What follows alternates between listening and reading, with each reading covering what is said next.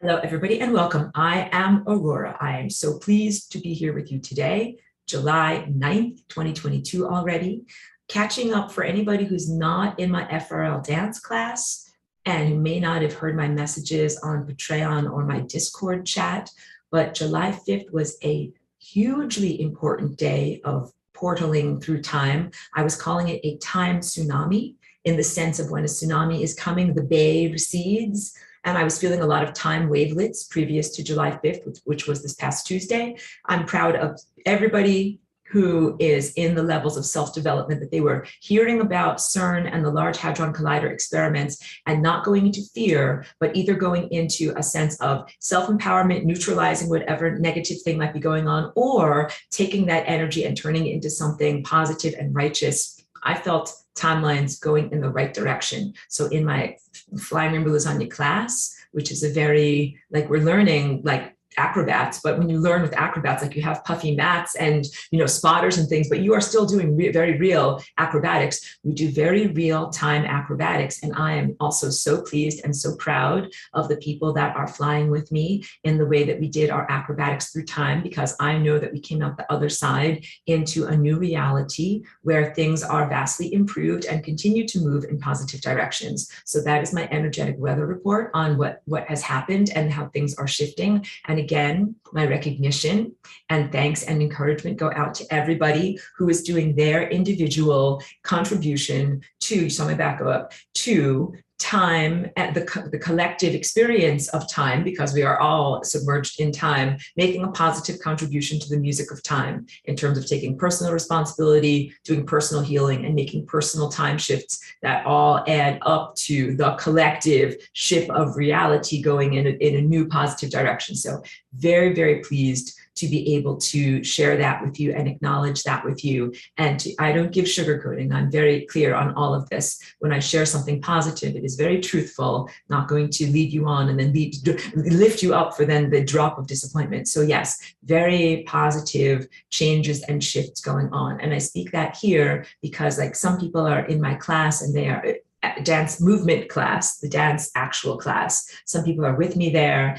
and not everybody is reading all this. Some people just get these live lectures. And so, yeah, I want to be able to speak to and send that very real, positive, energetic weather report out to experiencers, participants, experiencers, co-creators in reality. And that also does line up well with today's presentation. So this is going to be a level 1 presentation, and we are getting towards the end of the semester, and then I'll probably restart around, you know, the end of the summer. This is level 1, lesson 15. And if I look off to the left, it's because I have my notes are kind of like way off to the left. Intentional use of energy. Let me see if I can make this a little bit easier for me to look at on myself here.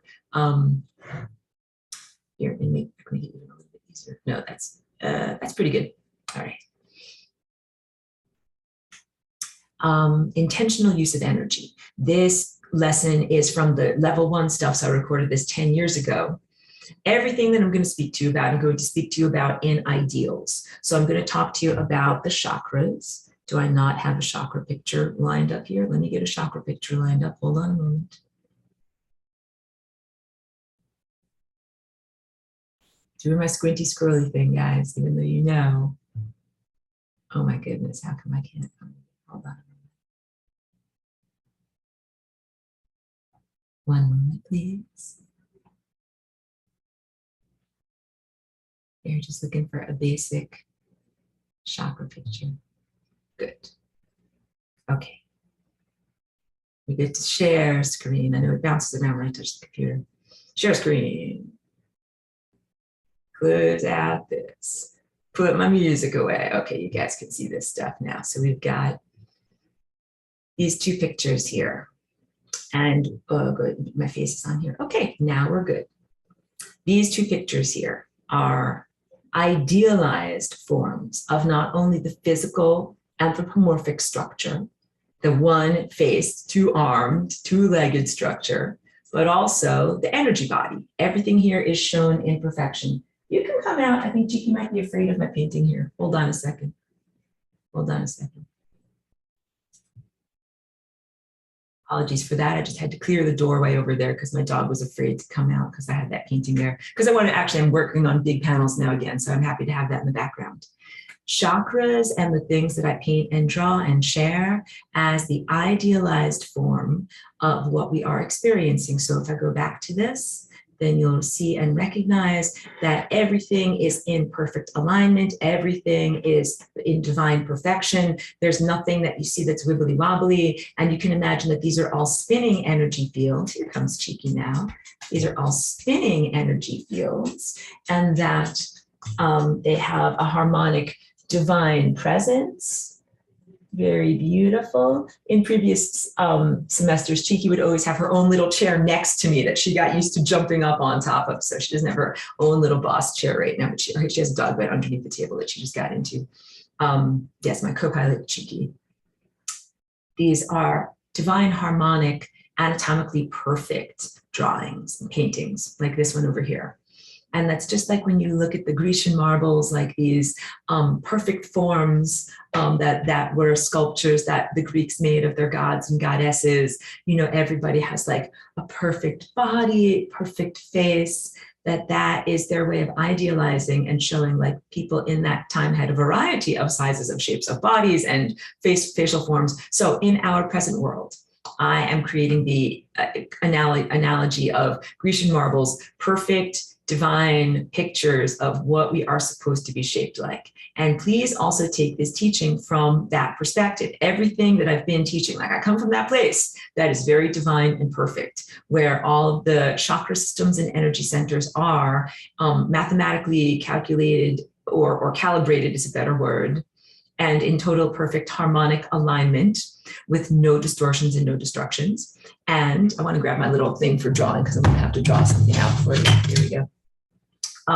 No distortions and no destructions, and that we're living in this world where things have been distorted or degraded, and that so when I give you these teachings about the inorganic realm and the organic realm, you know, there are definitely there's all the crapola stuff that is the stuff that I don't really want to give a lot of verbal energy to, but that must be in acknowledgement. They are false light beings. So everything that I'm talking about today, I have recorded 10 years ago in a time when I'm, you know, idealizing things a lot, not necessarily, I mean, I'm proud that I focused completely on the positive stuff and not on the poop and the things that are not supposed to be in existence. But just please be aware that the things that I'm talking about when I talk about like there's a trellis and then your thoughts growing along the trellis, all of this is supposed to be divinity. All of this is supposed to be, when I say divinity, I mean a higher intelligence that is incredibly well formed, that has a perfect sense of orderliness, a perfect sense of consistency, self-logic, self-consistency, non-self-conflict, all of the laws or all of the building blocks and the bricks of how these things build on top of each other fit together perfectly. And that's also the sense of your chakras being this perfect sense of alignment, and that it is very beautiful and not a prison in any way. Because I also have to speak to this. It's time for me to like, I'm already having to speak to this. You know, I get kind of silly with my attitude. Like, oh girls, let me tell you about this. But you know I'm not drinking wine, I'm drinking my electrolytes.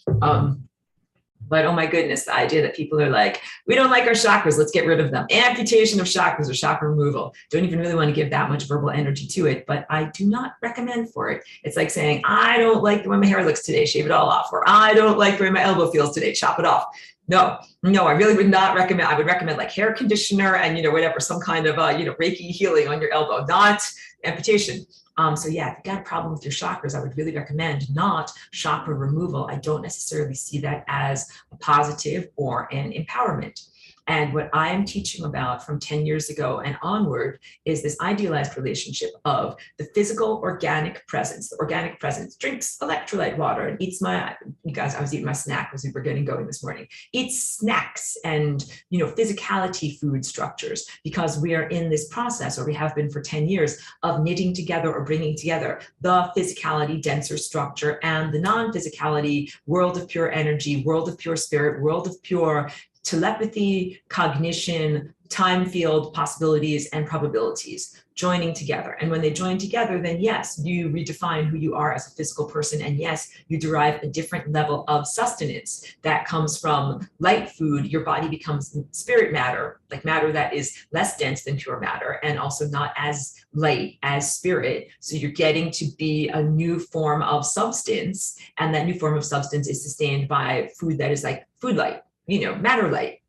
So, okay, all of that, that's all intro, but it's an important framing or contextualization of what I'm going to share with you, because you know me, I'm very, very intentional in what I say and in what I share so that it will not be misinterpreted. Like I really want to be a very clear reverberation, ding, and my reverberation goes outward. And you know that this is something that you can calibrate to, and that the energy and intention behind it has a great deal of clarity, and that there's also what my seeing is like. My inner vision and the way that I choose to transform it into language has always been very precise, that I see a thing and then I paint it without a lot of personal interpretation, and same thing in sharing these ideas. So all of that being said, as a very brief aside, I've experienced a lot of interference from the chakra destabilizers, from things that go into one's chakras, invaders of the chakra system that basically are beings that go on the membranes of death. So that's why I wanted to grab my thing. I'll do just a very, very quick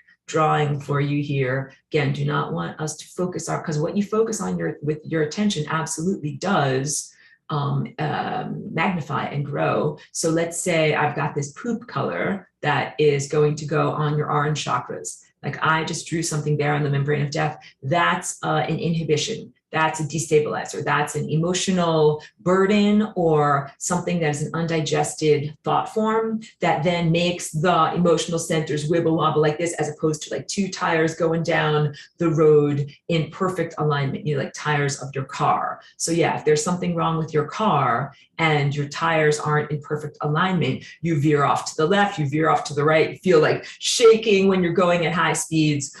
We experience all of those things when we have crapola, for lack of a better word, stored up on the membranes, which are the membranes of death, which are supposed to be perfectly clear conduits and not have occupiers or beings there. So I've had a lot of occupiers and beings destabilizing chakras recently, and I know that I'm not on my own in that experience. Please understand that this teaching comes from the direction of what it is like to live in clarity, in partnership between yourself as a biological, physical, organic, living, somatic, meaning cellular, individual cells, structure, combined with, in partnership with, pure coherent light family. Pure coherent light family. These are the good things. These are the good guys. This is everything that you want.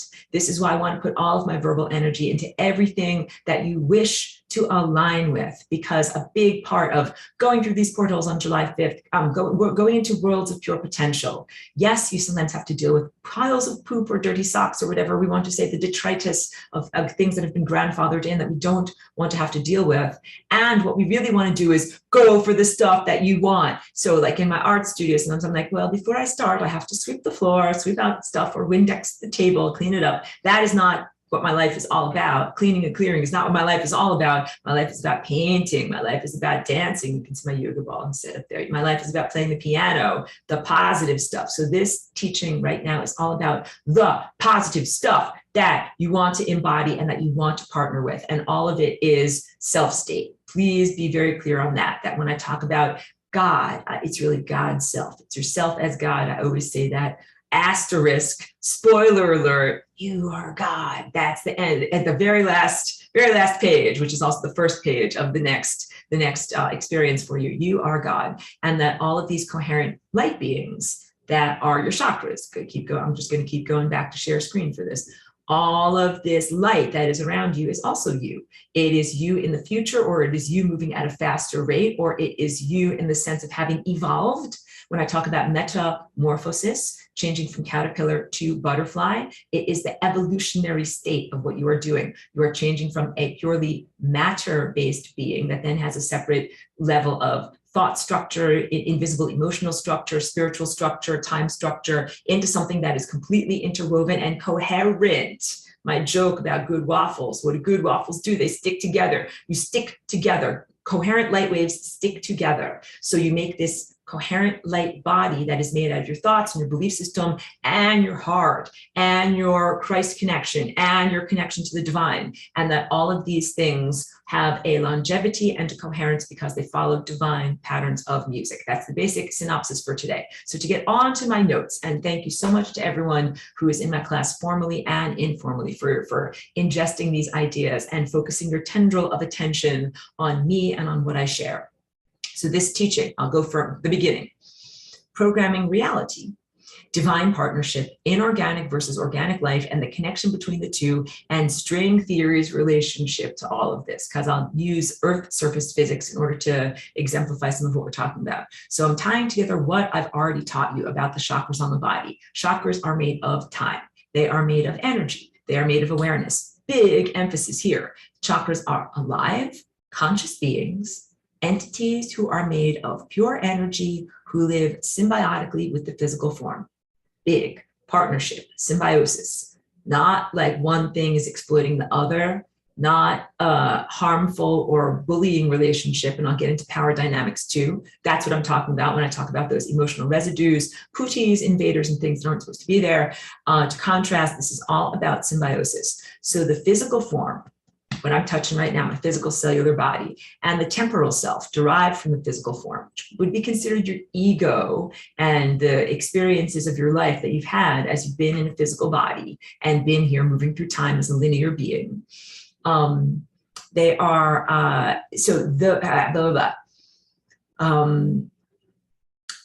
those aspects of self that are physicality and ego support, inform, and make it possible to experience your energy centers. This is very big because we also talk about the new age, even though I don't want ever to be condescending, but let's say the new consciousness paradigms perspective on get me out of this body, driving to the store, drinking my coffee, using my toilet paper, all of the chores of having to have a physical body. Physical body is a sacred temple. Your physical body is a house for spirit. Physical body is an incredibly important, incredibly valuable piece of real estate, quote unquote, where you are able to be in the third dimensional reality. The third dimensional reality is like physicality presence, and also you are moving through time. If you were just in a third dimensional box, you would be there for a second, for a Planck length, and then gone as the flow of time moved along. So you are not just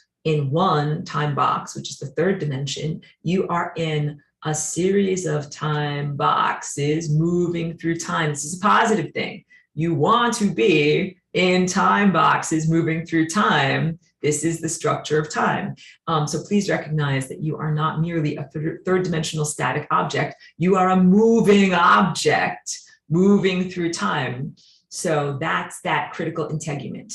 You understand, I'm creating for you now a neurological and cognitive thought bridge, because people are always right now in the new age world talking about 3D versus 5D. And I have a lot to say about the unhealthiness of the way that people are looking at it, sometimes in a condescending way, sometimes like ascension is a competition. Who is more ascended than thee? I am more ascended than you. What D are you in? And all these types of things.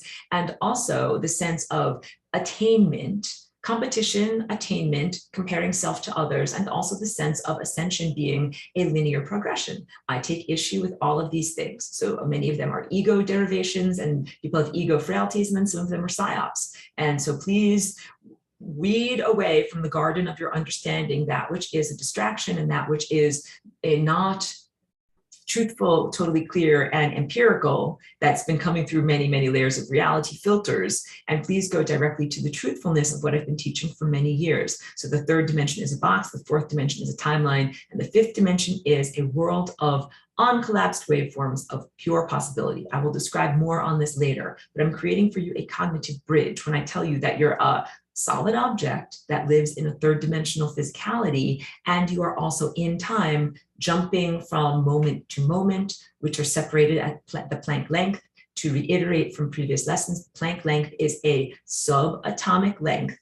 It is 1.6 times 10 to the negative 35. That's smaller than a proton. It's the smallest slice of cake that you can make in shaving the cake of time into tiny little slices, smallest time slice you can make and still call it time, and that we are at a flicker rate of moving along at a certain amount that makes it look like there's a smooth motion through our visual sense. It's called persistence of vision. And that is the smearing together of moment to moment that we use to make it look like things are actually moving. So of course, you're looking at a flat screen right now on your computer. You are also looking at discrete moments that are flashing on your computer. Your eyesight and your cognitive perception are combining together these discrete moments into a smooth motion. Look, my hand is moving across the screen. I don't look like, Charlie Chaplin or some like herky-jerky thing. And the higher HD you have, the more smooth that motion appears, because the more frames you have and more information you have per second that your cognitive abilities can tie together. That is all reviewed from a previous lesson that involved the zoetrope.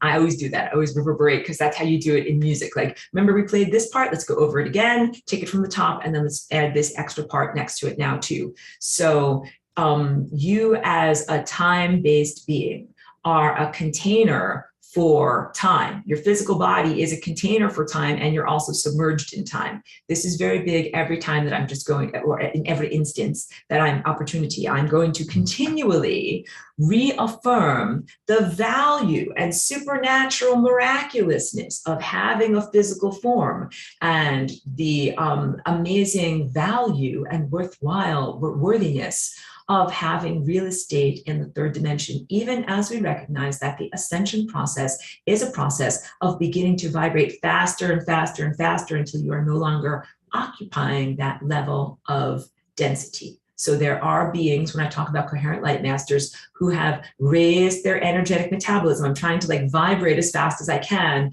and now occupy a higher level of reality that is not this level of reality that you and I are in. This is, again, not a competition. It's not a competition to see who can do it first or who can do it best, or I'm more ascended or enlightened than you, or how long or how fast did your enlightenment take, or how fast are you vibrating at, any of those things. Those are all ego competitions that will, on the other side, when you reach that side, you will laugh at them and they will appear absolutely worthy of ridicule and so silly and so nonsensical, because it's such a personal, individuated, beautiful journey and beautiful unfoldment. It has to do with the recognition of who you are on your life's journey, on your soul journey of many, many parallel and overlapping lifetimes, and in unity consciousness of recognizing the connectedness of all of your many multiple selves coming from many multiple vectors, interacting, bouncing off of each other, interacting, bouncing off of each other. It's big, it's huge. You're not in competition with yourself in order to be able to do this. And that's why I say over and over that the ascension process is a beautiful spiritual unfoldment. I have always felt a distaste for having to overlay it with the verbiage of warfare to say we're in a spiritual battle and we're fighting to ascend, we're fighting for all this stuff. We are struggling in it. We are under duress, or have been up to this point. We have been struggling. Wait, I feel like I need to get my little thing. We have been struggling. We have been under duress. I'm silly sometimes, or exaggerated sometimes, but I don't want to define that as our experience moving forward forever. So that's why I'm very selective with my way that I phrase things. We have been struggling, and I feel that it is absolutely the moment now to redefine and move forward as a beautiful unfoldment, as a beautiful spiritual experience, in a much more peaceful sense of being able to feel our embodiment change, to sense our embodiment change, to sense the transformative contextual relevance of self to time, or individual to time, or individual to collective, or individual to context. Let me just drink this now. So to reiterate, your physical form is the house for your spirit, or your physical form is the place in time, real estate, place in time. Your physical form supports, informs, and makes it possible to experience your chakras, or your energy centers. That are these rainbow whirling bodies of light that are also coherent light beings, coherent light, laser light, good light that sticks together. The energy centers, chakra beings, are highly motivated to take care of and be responsible for the physical body. Let me grab my physical sculpture here.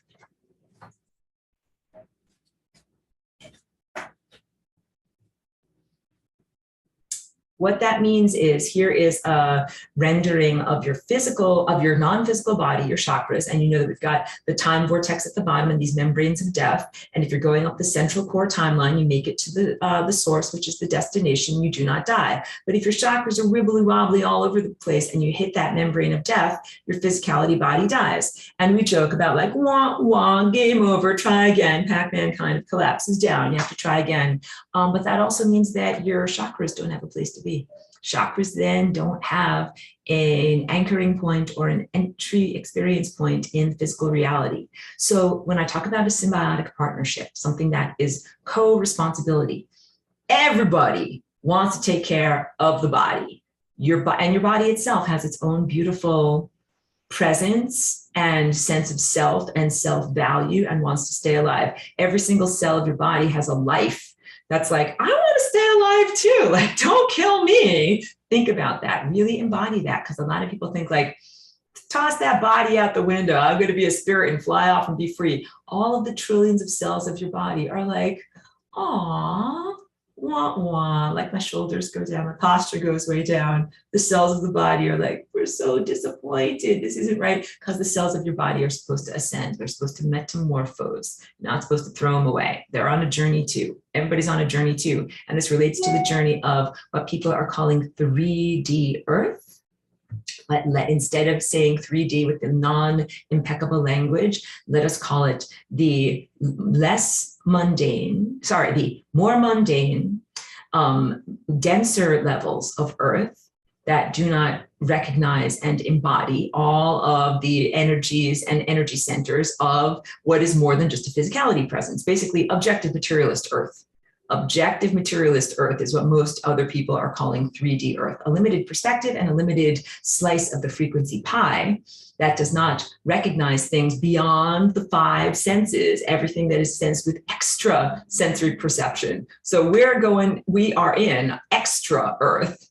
And then there is like the non-extra Earth that is just like the flat, just non-interpreted, non-projected upon structure of basic. Basic is a better way of saying it. Kind of like that, that it's a modern insult to call someone basic, like someone who is very not evolved. They are basic. But I don't want to insult Earth either. I'm very careful. I love Earth. So, I'm a galactic visitor. I have origins on Earth. Earth is my neighborhood. Call it my hood, because, it's like when you graduate from the hood, you might have moved, to a fancier neighborhood. You might have moved to whatever, a gated community or someplace like that, where it's very nice and very advanced. But you still care for the humble beginnings, places where you were. So yes, my Aurora collective and who I am at that level is definitely at the extremely gifted and exalted level of experience of reality and access to psychic gifts and access to exalted presence and divinity. And also, I remember what it was like to be a person who walks on the surface of the planet, and the planet that I originally came from was Earth, but just Earth in a very different way. Sometimes I diverge from my notes like this, but perhaps it is necessary in giving an accurate viewpoint and context of what I'm trying to say here, in the sense of justifying or explaining or contextualizing why I am here. Not as a random person, like coming from randomness, like, why did you come here? Why did you come into an Earth body? Where are you involved in earthly transformations? Because I'm absolutely part of Earth, but not Earth from more recent times, a much more ancient or parallel or almost mythological time, all right? But still care for this place very much. And in returning here to this place, having a physical presence, which is my real estate, take care of your body, it is your real estate, invest in your real estate here, invest in your home improvement. I care for my cellular body in immense amount. And I also have a vested interest in all of the things that affect the somatic cellular body, including, it's all environmental, it's all ecosystem. Your air, your food, your water, the frequencies that you're exposed to, and human socialization and other thought patterns. So it's in solidarity of all the things that affect and afflict you, similarly affect and afflict me, and that I'm here with that cosmic law justification that is very fair to say, I live here. Like when you live someplace, you get a vote. You get to say, oh, this is my home. This is where I live. I'm definitely allowed to have a direct impact on, let's say, what the front lawn looks like, or what the sidewalks are shaped like, or what type of streetlights we have. Like, that's part of living in community. So I am here in a physical body, and I live in community with many other beings who are here in a physical body, and I get to have a vote about what our physicality world is like, and who's here, and how it functions, and what it's shaped like. That's very big, all right? I want you to know that, like, knowledge is power, and that is a sense of empowerment. And similarly, because I want you to know this, as a walk-in, I'm not just like, oh, well, disposable body, walk in, walk out. No, no.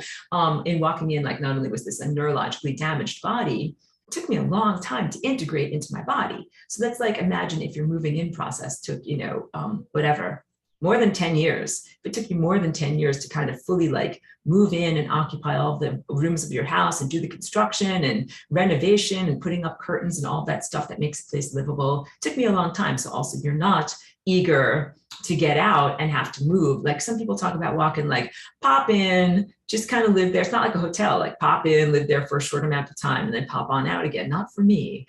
Definitely an investment in the moving in process and in claiming that real estate of my body. And then this is why I'm on this trip here, or on this verbal emphasis here, to be able to tell you about, just getting rid of these notifications, to be able to tell you about, like, I'm invested in my physical body form and wish to keep it alive. So chakra beings, or beings of coherent light, or your coherent light family, your true rainbow illuminated light family, cares very much about your presence, about your physical presence, wants to make sure your house stays healthy and has a longevity to be able to keep on being in existence. Because if your house, something happens to it and it is no longer habitable, that's a problem for everyone. That is a problem for them as well. So they are supposed to be good caretakers of the house of the physical body, which is where the spirit lives while you walk around in the third dimension. It's an essential partnership. Non-physical partners want to keep your physical body alive and healthy so it can continue to house consciousness. And this is not merely a quid pro quo. This is not like, when you're like a tenant and a landlord, like, I'm going to pay you the rent and you're going to mow the front lawn, or you're going to fix the leaky, faucet or something like that. It's not like that at all. It is a loving, co-creative partnership about upholding your body. And that's very big, because it's also not just about your body's health, like how much food do you eat, or like, how much water do you drink. It's also about what events you have in time. And this goes down to thought structure. We'll get to that. So you are made up of timelines and time cones. That's what this is. And you wish to avoid the membrane of death. Membrane of death is this edge right here. I'll kind of line it up with that painting behind me. This edge right here, the edge of the time vortex. You want to avoid the membrane of death. And you want to shift to the infinity timeline, which is the central core timeline, and remain in inevitability particle. Inevitability, because by definition, it is inevitable for you to return to that which has emanated you, this central zeroth dimension. You came from there, you have emanated out into reality. You are on a circuitous biofeedback loop journey. It is also your destination, okay? And again, none of this is about imprisonment for people that have severe issues and think that their chakras are some kind of prison. No, this is a beautiful perpetual motion machine of freedom that you want to be a part of. You want to be emanated and return, and emanate and return, and emanate and return. It is beautiful. So you are an inevitability particle, because it is inevitable in your journey for you to return to that which has emanated you. What determines the level of awareness of a being is where you focus your attention. Your attention, I always use this to show, your attention, your tendril of attention, your beam of thought. That's another good way of thinking about it. Like, imagine a light beam beaming out of you. Or you could think of it as a mental finger, or like an elephant's trunk, a sensory apparatus, a proboscis that reaches forward. And I sometimes lose my place when I'm reading. Apologies for that. Apologies. Hold on a moment. I'm not gonna. That can reach out, your mental finger that can reach out across time, and space to anywhere, anywhen. So I reach out with my tendril of attention. I can touch a place that was 20,000 years in the past. I can touch a place that is 50,000 years in the future. I can touch tomorrow. I can touch this morning. I can touch a minute ago. And I can also touch 10 feet away. Like what if I want to be like, I wonder what the chemical composition of this water is like. How about I reach out my tendril of attention and like do a little taste test of what it's like before I actually drink it. You guys can do this and you can start practicing that. That's not a part of my notes, but you can start practicing that. Like I used to go to stores and pastry shops and things like that and kind of scan the prepared foods with my tendril of attention and be like, okay, where are the nutrients? Where are the nutrients? Is it that one? Is it that one? Is that one? Is it that one? No, not that one. That doesn't taste good. Looking at it and tasting it with your third eye. This is very big. And then you're like, that's the stuff over there. That's the one that is like the glowing nutritive substance that I actually need. And that's the thing that you actually get and buy. It's one that contains the light for you. And you can sense it with your inner sensor. And same thing with words and truthfulness. And this is, of course, also in the divine, untrammeled world. We have been in a world where there's a ton of illusion and false light that might make it difficult to feel what's going on. So again, is framed from what I was doing and experiencing 10 years ago. I've experienced a lot of static on the line in these intervening years. So please don't be hard on yourself if you're not able to feel truth directly, but also just to know in an ideal situation without tons of crazy crap on the lens, you can absolutely reach out and sense who is speaking truth. And you can, just like you can see which pastry in the case do you want to buy or which food item do you want to buy. You can touch on a video or touch on a person's photo or touch on a book. You can literally walk into a bookstore and kind of just scan and be like kind of like tasting, taste. Nope. That one, that's the one right there. And then pull it off the shelf. And then you can kind of just taste a little bit from inside of it. Be like, yep, that's what I want to ingest. And then other things, you might not want to ingest at all. You might kind of be like, oh, like that stinks. I definitely don't want any of that. So again, you're using your tendril of attention to be able to reach out across time and space to anywhere, anywhen. It is part of the guidance system of your body. What we are trying to do is to avoid the membrane of death. And in order to do so, we align our consciousness with certain vibrations, thoughts, belief systems, and we also cultivate certain feelings. What keeps you as an inevitability particle going up that central core timeline is belief system, the structure of what you believe in, attention, what you put your attention on, your emotional state, and also just pure vibration or pure frequency. What is meant by divine partnership? Both you and your chakras want you to be focused on the infinity pathway. This is what I'm trying to say. Just not to, again, give too much verbal energy to it. Very, very different than the pooties, the peanut gallery, or anything that is intending for your death. That's dead itself. That is on the membrane of death. That is like, I'm destabilizing you. You're going to drive off a cliff. You're going to die over here, which just recognize that all that stuff is not only crap on the lens, it is crap in the body. It's not supposed to be there. They're interlopers. Time to remove and cleanse and clear all of those things so that you can have the real, direct, pristine partnership with your true self of the future, which are all of these layers of coherent light family that you wish to be in partnership with because they want to keep you alive and you want to stay alive. Yes, you can sing the Bee Gees songs now if you want to. Being an ascended master means staying alive, you stay alive.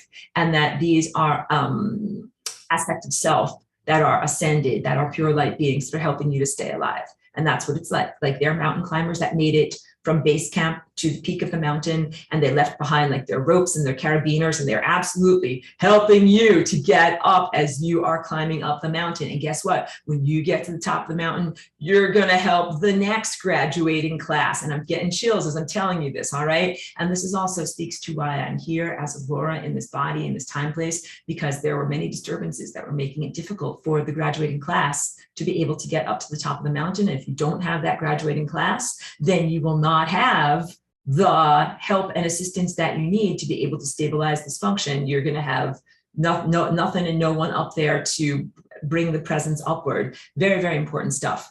Okay, when you have a thought, this is big. Okay, so you have a thought in your brain. You have an electrical signal in your brain that is measured by science or recognized by objective materialism. Yes, you have an electrical signal going through your brain. You are also the host to a conceptual being. So I'll draw it out for you.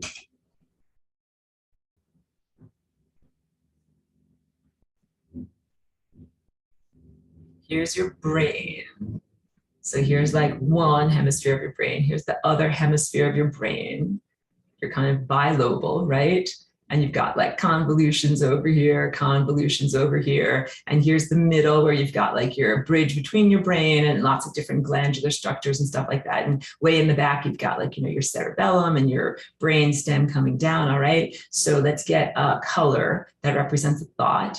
Here's an electrical signal going through your brain. Oh, that's an electrical signal. That's a thought, right? That's what science, objective materialism, looks at as a thought. A thought is also this little tiny particle. I'm drawing it big so that you can see it, but imagine that it's tiny. It's a tiny little particle that goes I just hit your fatty idea catcher. This apparatus that's your brain, it's kind of jello-y. It's kind of jello-y. It's not hard like a bone. It's not fibrous like a muscle. It's kind of jello-y. And waveforms flow through it. When you have a little particle that goes kapow and flows through it, what happens is there is a waveform that exists as the end result in the wake of that little particle flowing through there. So thoughts are individuated consciousnesses. That's a little particle of thought. And it's looking for a fatty idea catcher to fly through in the third dimension as a portal to experience in the physical reality. Thoughts are non-embodied, non-physical presences. They are looking for your fatty idea catchers to be able to become manifested into the physical world. So this is a conceptual being. That right there is a conceptual being, a tiny particle of consciousness that says, I want you to think of me. It looks around. It's like, whose brain am I going to go into? Whose apparatus? Whose neurology? Whose fatty idea catcher? I want to go into your fatty idea catcher. And these, of course, it's not part of my notes, but we'll just say these thoughts can be all sorts of flavored thoughts. This could be a melody. Bum, bum, bum, bum, bum, bum. I want to be alive. I want to go into somebody's brain who's got a piano, who's going to play me. And then it might be the idea for some kind of a machine. Like someone's out there, someone's a mechanical engineer. I've got this idea. Here's a better mousetrap that you can build, quote unquote. Used to use a analogy that people are familiar with. Some kind of a doodad, some kind of thing. Build the doodad. Go to this guy over here. Build the doodad. Or opening a restaurant. Here's a restaurateur that serves nothing but ice cream. I'm going to go into that guy's brain.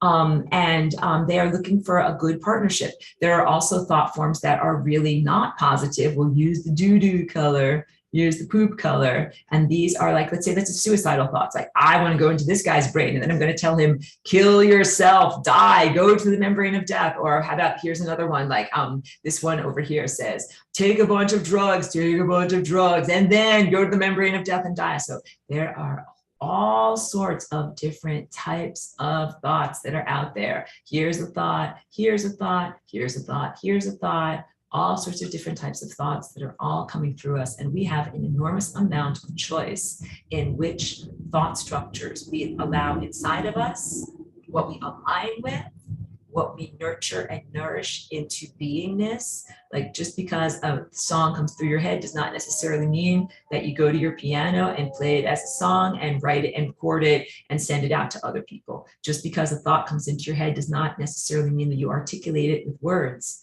Just because a thought comes into your head does not mean that you then perform it or act it out or behaviorally express it. So a lot of this is conscious choice about who and what you align with.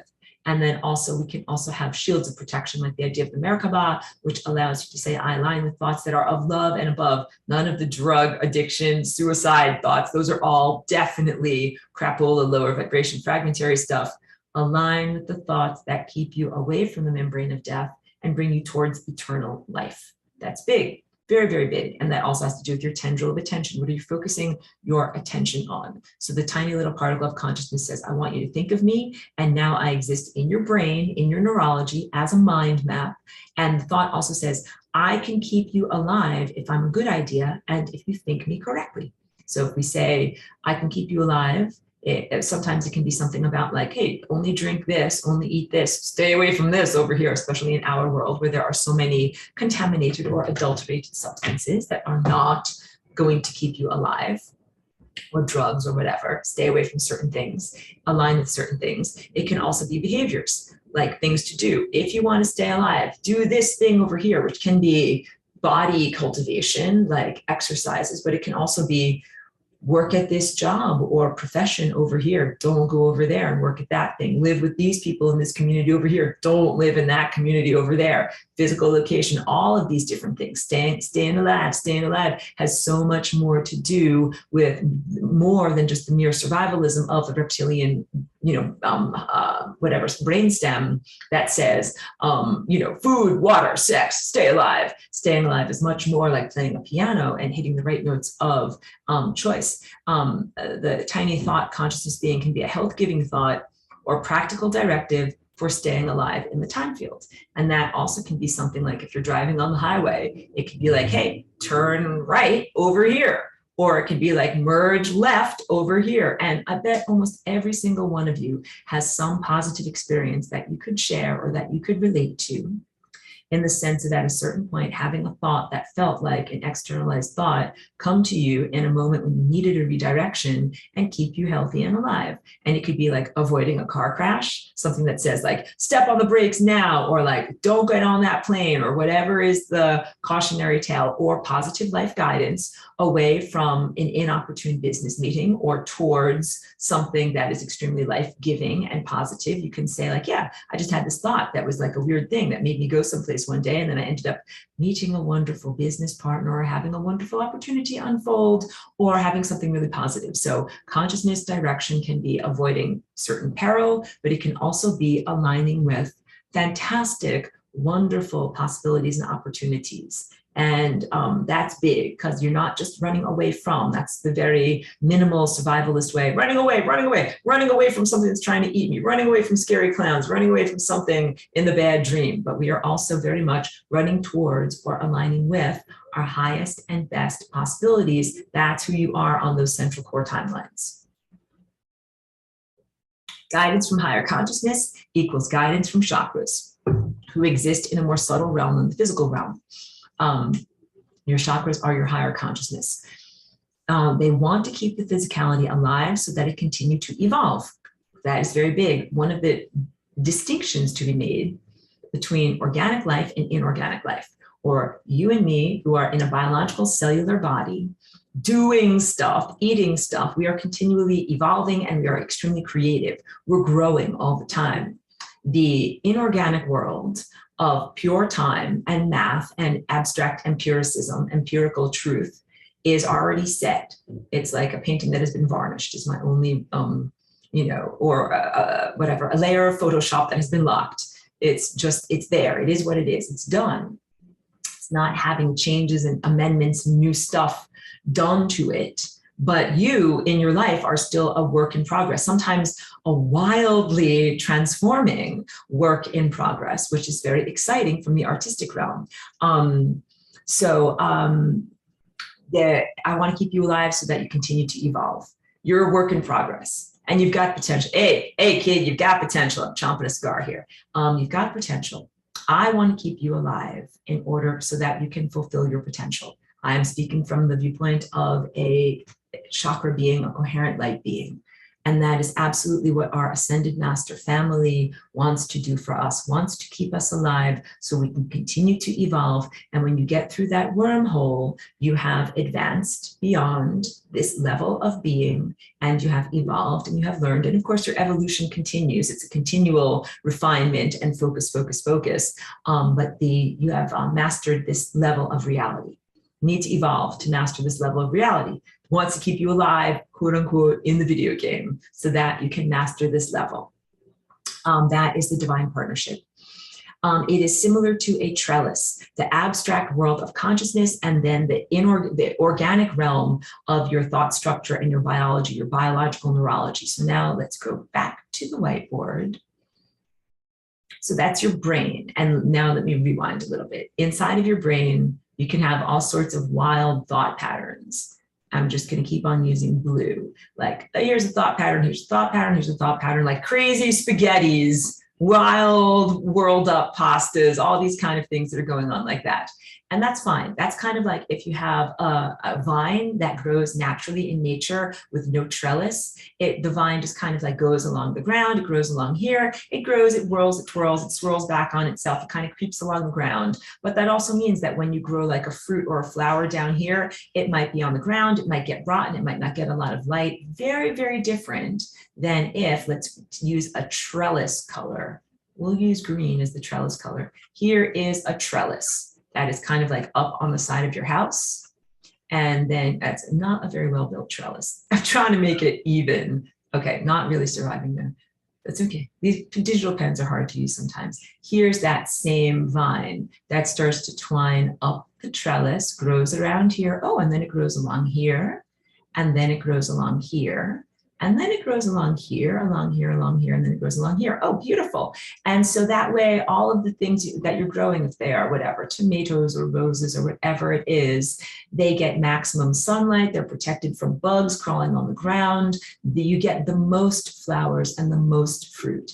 These are neural pathways. Instead of crazy all over the place, twisting around neural pathways and spastic thought movements, if you have this trellis of thought, which is exactly what I paint, all the paintings that are behind me, and I'll show them to you, I'm simplifying it with just a grid. I'm not keeping you in a prison. These are not bars of a prison. I'm very, very clear on that, because these are divine patterns. If you have those divine patterns, divine patterns, in partnership with you, because they want to keep you alive and you want to stay alive, then you grow your neurological, they're not mycelium, but you know what I'm talking about, your neurological dendritic growth patterns grow along those patterns. And it has to do with what you think and in what order you think.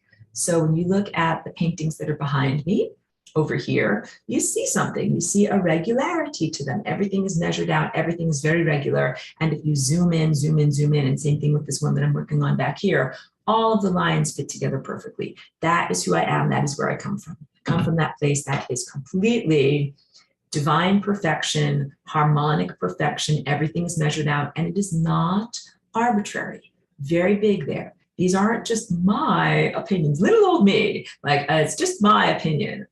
It's like math. Math has a very clear 1 + 1 = 2. That's not just someone's opinion. That is consistent across all math systems. And this is divine math or divine architecture. It comes from someone who is super smart. God is very, very intelligent and has this amazing superstructure or architecture that pervades everything, that is available to as a structural form to everything, as an empowerment structure, not as something that is anti-freedom, something that is pro-empowerment and pro-freedom, because part of you might be rebellious. You might be like, who are you to tell me what to do? Well, I'm God. Who are you to tell me where to go? Like, I'm trying to keep you alive. Like, these are powerful, positive influences on your life. So a little smear of teenage rebelliousness is good. It's good to like be to your mom or dad or to anybody who's an authority figure, be like, who are you to tell me what to do? I'm going to make my own choices. Good. Hooray. We're very happy. Like, dye your hair purple. Fantastic. But also, please be open to the positive influence of yourself, the higher self, and yourself as God's self. Spoiler alert, it's you. When you say, who are you to tell me what to do? Like, I'm actually you in the future. Listen to me. I want to say dumbass, but not dumbass. But we're laughing at ourselves, okay? So yes, this is you from the future. My dear, I love you. I'm you from the future. I'm trying to make you inevitably become me. Please listen to me. I know what I'm talking about. Please don't be rejecting the very helpful hand of a mountaineer who is several levels higher than you, who is helping you to get on up there, okay? So that's where I'm coming from on this. And of course, we make a distinction between that and any kind of unloving, unwelcome interloper. That's a different conversation, but we're having a conversation now about guidance from higher self, and sometimes the inner tendency towards being a rebellious teenager, the desire for freedom, the desire for self-sovereignty, all positive. Also, please release your trauma and heal from your trauma, because sometimes trauma that is accumulated is the negative impact of the past on the future. So you're kind of like, everybody, this is me, I'm traumatized. Everybody has hurt me in the past. I'm never trusting anyone again. I'm relying on myself completely. Everybody shut up and get away from me. And that is a trauma response. Hyper self-reliance is a trauma response. And it's good to be self-reliant. However, it is also really important to receive in gratitude. There are definitely not only one or two, but whole giant systems and networks of divine, coherent light consciousness beings that are all you as ascended masters or coherent light beings in the future in a higher dimension that are absolutely loving and wishing to interact with you extremely impeccably, with complete love, with complete compassion, with complete respect for your freedom and self-sovereignty. Please heal from your trauma and believe that they can even be in existence. We're talking about like when a dog is so traumatized and they're living outside and they're very skinny and hungry and they have horrible fleas and mange, and someone comes along and is like, here, like have some kibble. Like, I want to take you to the vet. I want to get you healthy. And the dog is all like snarling and like, no, like, don't touch me. That is a trauma response. You are loved. You are completely loved. You are completely loved in that response. You will never be rejected by higher consciousness because you're so traumatized in that way. Please recognize one of the first aspects of releasing and healing from trauma is that not everybody out there is a dog abuser. Not everybody out, you've been abused before, that is recognized, but not everybody out there is a dog abuser. And you can be aligned with some amazing thought presences who are absolutely here to help you heal your body, help you be nourished, help to give you a comfortable existence, and help you to evolve. That is the true partnership with these beautiful, higher dimensional, pure light beings. So lower vibrational grid. Okay, let's talk now about the combination of what types of grids we're talking about. There is a grid that is square, based in squares, and that's what all of my chakra drawings and sculptures are. So this is a square or a cube. Please don't equate this through your trauma to Saturn's cube and something that's a prison. It's not. My thing is different. Please be open.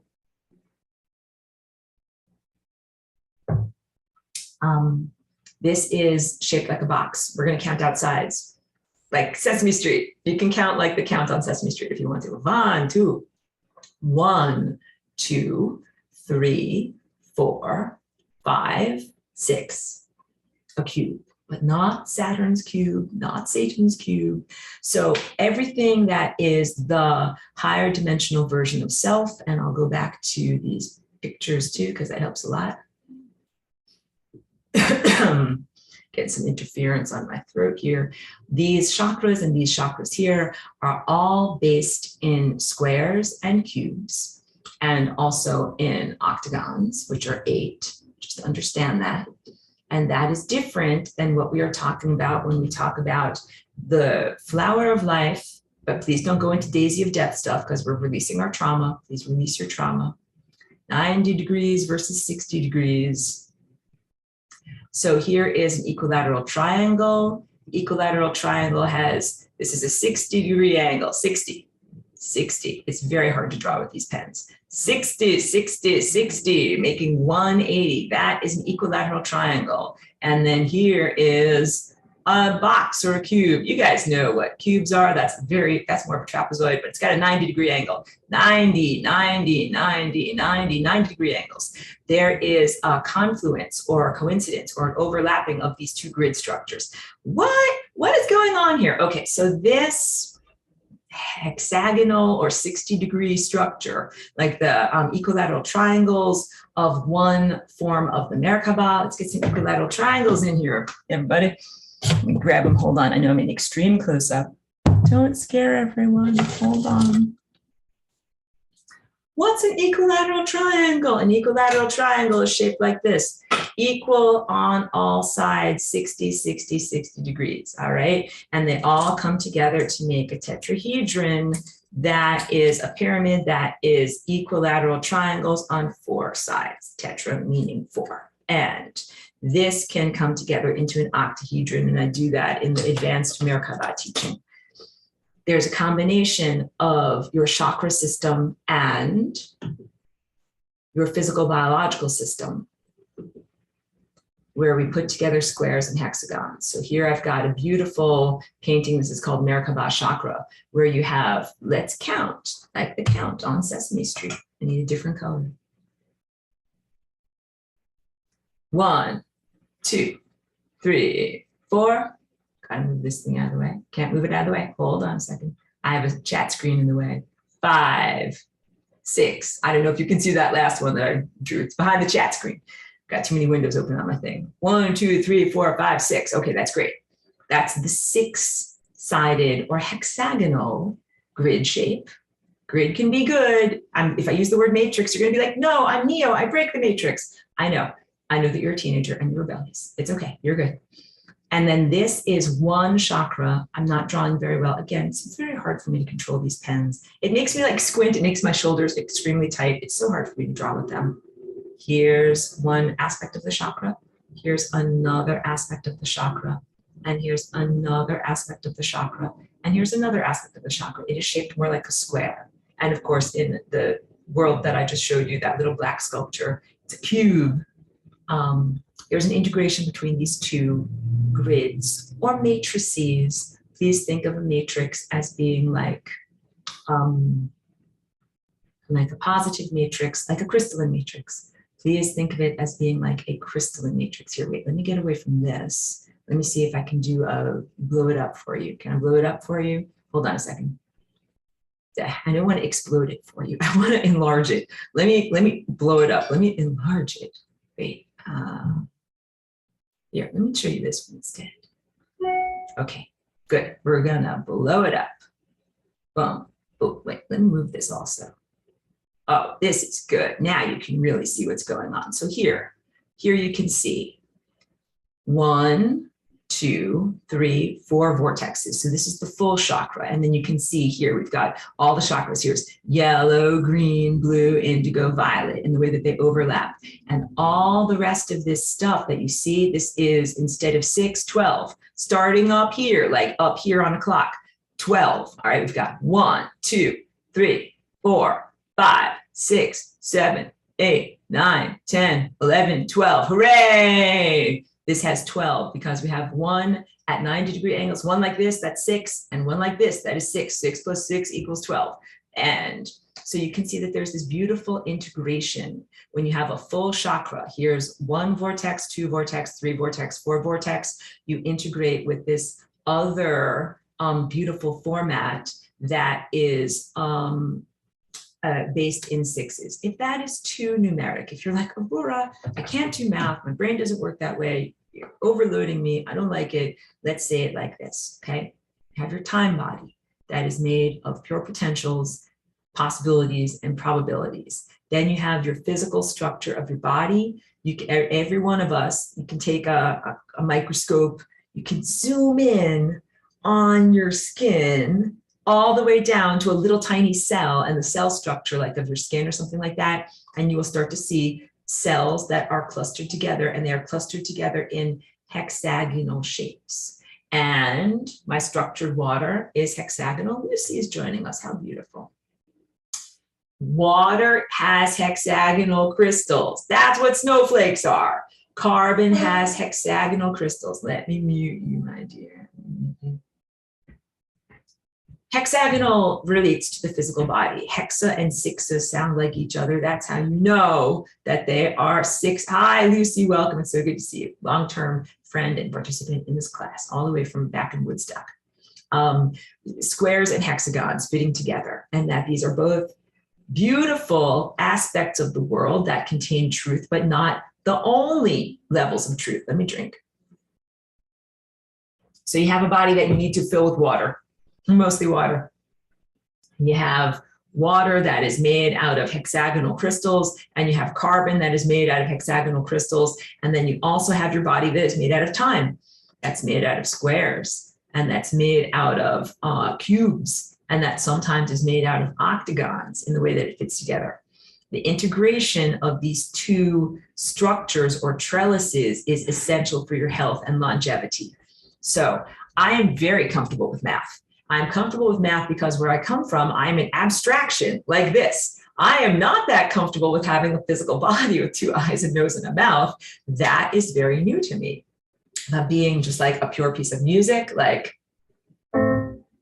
I'm just a pure piece of music. I'm just a waveform and an abstraction, and these are just the harmonic things that fit together with me. That I am very comfortable with. So I've had to learn a lot about the cellular structure of having a body, care and feeding of a body from the first person perspective, and then how to change and shift and morph and realign the physical cells of my body to be able to be like a crystal. And crystals, what is special about them is that they are translucent. So translucent means you can see light through there. Light is coming through there. Like if I wiggle my finger behind here, you can see it. It is not opaque.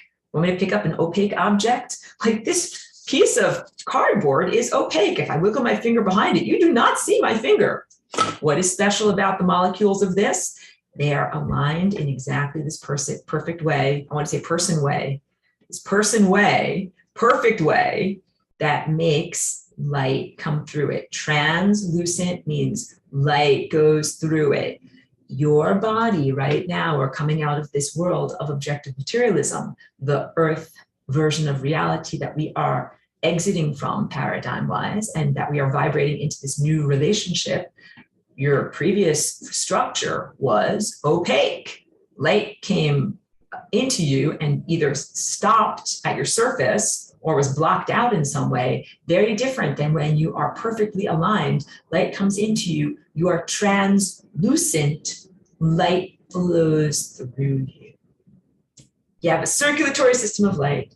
Light flows through you, and that is what it is to be becoming an ascended master, to be becoming a coherent light form, rearranging the puzzle pieces of what you have. When you put every puzzle piece together perfectly and everything fits and matches together perfectly, then light flows through you. You become non-opaque. You become your diamond body, which is known in the Far East as Vajrayana body, even though like it's not a perfect overlapping of every level of their belief system. If I use that word, it's not total endorsement of everything. Just understand that it is very similar in concept to what the Buddhist philosophers have called the Vajrayana body, which is a indestructible diamond thought body.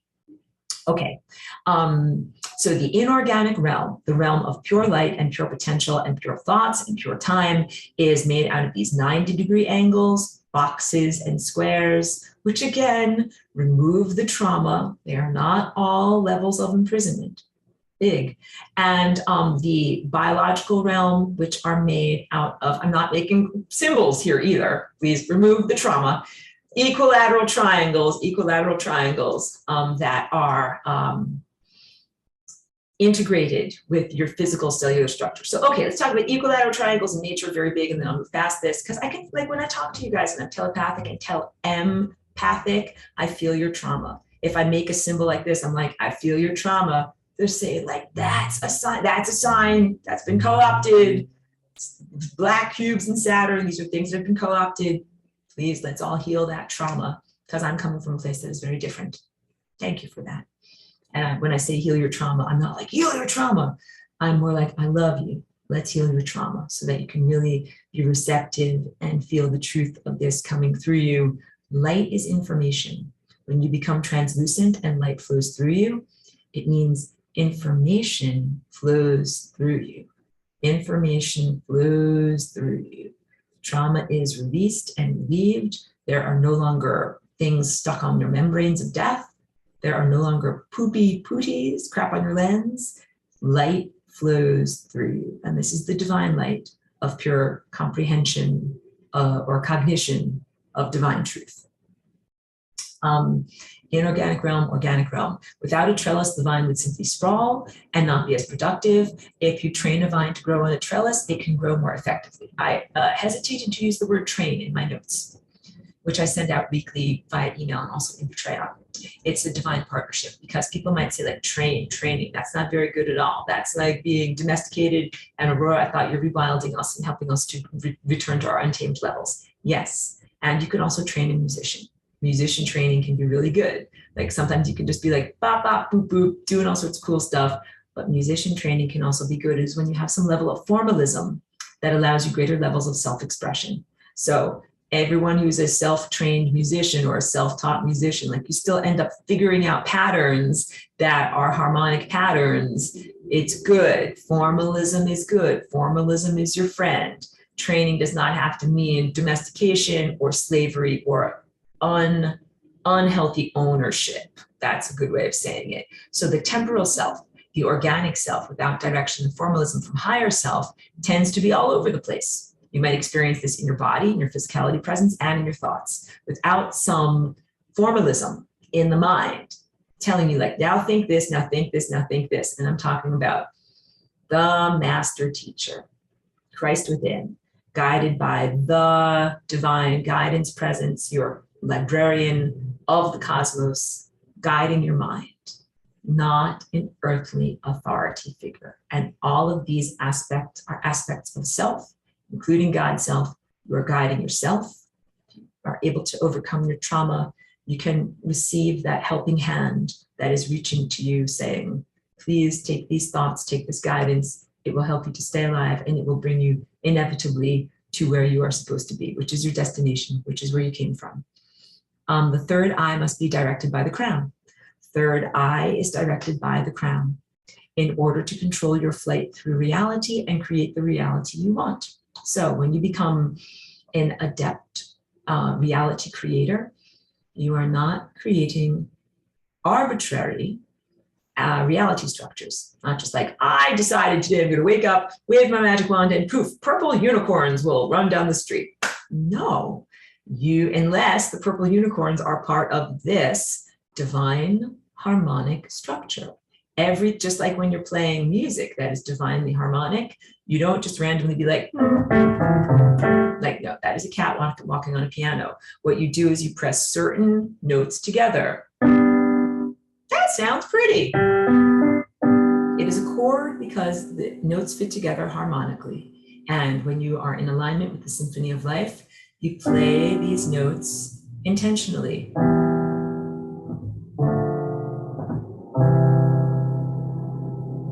That fits together as music because they are harmonically related notes.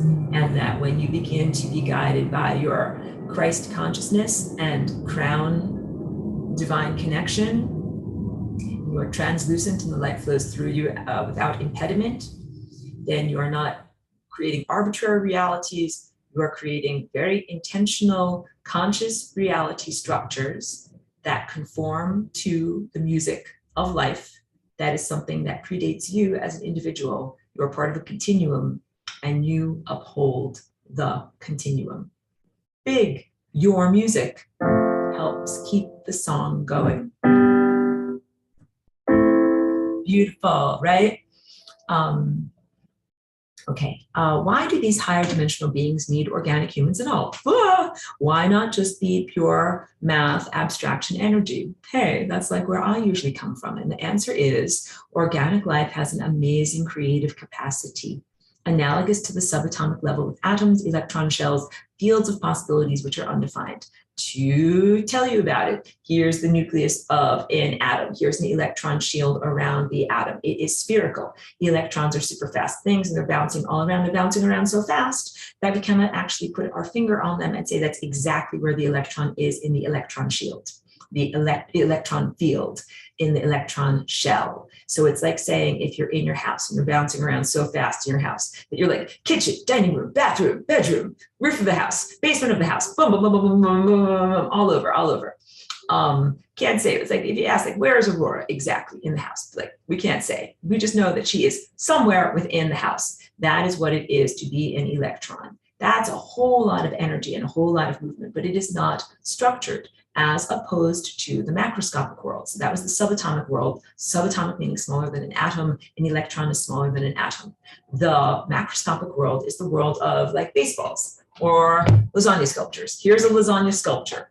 It is in an orbit. It is on a trajectory. It is going like this, and it's gone over to here. So you can say, well, if it went from here across the screen to here, then we can imagine and expect that it will continue on its trajectory going over here. And that's exactly what it does. And it goes over here and it goes off screen. That's a macroscopic trajectory. And there are many things like the rotation of planets and the suns and the stars and the moons and the way that baseballs fly or missiles or arrows fly through the air. Humans are really, really good at calculating trajectories. They're like, yes, this is over here, and I can calculate mathematically that it's going to be over here at this point, and then I can do whatever I want to do. I can hit it with my baseball, hit it with my baseball bat, and or I can whatever, interact with it in some way. I can fly to the moon because I know the moon is going to be over here and I can fly. But now we're going to get into a whole discussion about whether humans actually flew to the moon. You know what I'm talking about,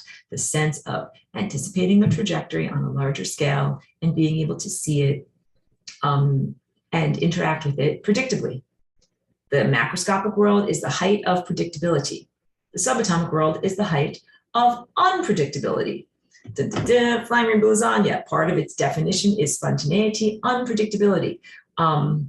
So the pure abstract realm, the pure world of energy and potential, the unmanifest existing as consciousness, but not with a creative capacity. That is what the fifth dimension truly is. Again, the loose language of the burgeoning culture. People say 5D, I'm going to go into 5D, I'm going to feel great. I'm going to drive my car to the smoothie shop. No, in the 5D, you don't have a car and you don't have a smoothie shop. You have a field of pure potential.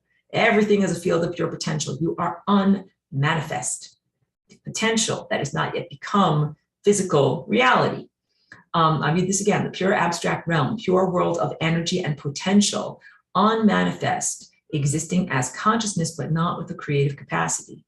That is big. These are like pre-made song forms that are already in existence. Here's the sonata from Mozart. It is written. That is beautiful, divine, mathematical perfection, but it's not going to be changed. Not one note is going to be changed. It's going to be played exactly as it is written. To contrast with organic life, which is total creative capacity. Boom, you can change a note, change a note, change a note, change a note, change a note to anything. Life is everywhere, reproducing everywhere against all odds. This is really truthful. Life is everywhere. Life is indomitable. Life is a phenomenon, and it is an uncrushable phenomenon. We've got organisms that live in extreme places, extremophiles. You got mites that live on your face, the reproductions of humans like in war zones under the most egregious circumstances. Life wants to live. Life wants to exist. Weeds grow everywhere. Bacteria grow everywhere and reproduce everywhere. If you put out a medium such as water plus yeast or, water plus flour, just a sterile medium, someplace where life can exist, something's going to grow there. It can be yeast, it can be microbes, it can be, like whatever, amoebic dysentery, it could be anything. Something's going to come and live in that spot. And same thing with networks. Create a cognitive network, like a cell phone or an internet network, something's going to come and live there. Life is ubiquitous and incredibly strong, but not necessarily structured and formal. I'm calling this lust for life, will to live, just have to adjust my eyes here, indomitable creative force. Creative force needs to be guided or controlled to grow in the most efficient way possible. You got it? Similar to the endless jumping of the electron around its shell, total movement with no focus. And that's what string theory is. When I spoke about this at the beginning of the synopsis for this particular class, string theory is how do we reconcile the laws of physics that are exemplified at the subatomic level where all of this electron jumping happens, which is the jump into the next dimension that we are doing, and integrate that with the world of macroscopic larger physical objects like me, my dog, this painting, my glass of water, things that are larger and more predictable. The ideal is to form a relationship, a partnership between the two realms, where organic life is given some structure by the abstract form. Instead of errant thoughts, focused and directed thoughts that tell you to think in positive patterns, the trellis of thought, you can open yourself up to divine higher consciousness on a moment-to-moment daily basis and invite higher consciousness to guide your thought patterns so that they grow on a divine trellis in the most efficient pattern for life. This is a respectful partnership.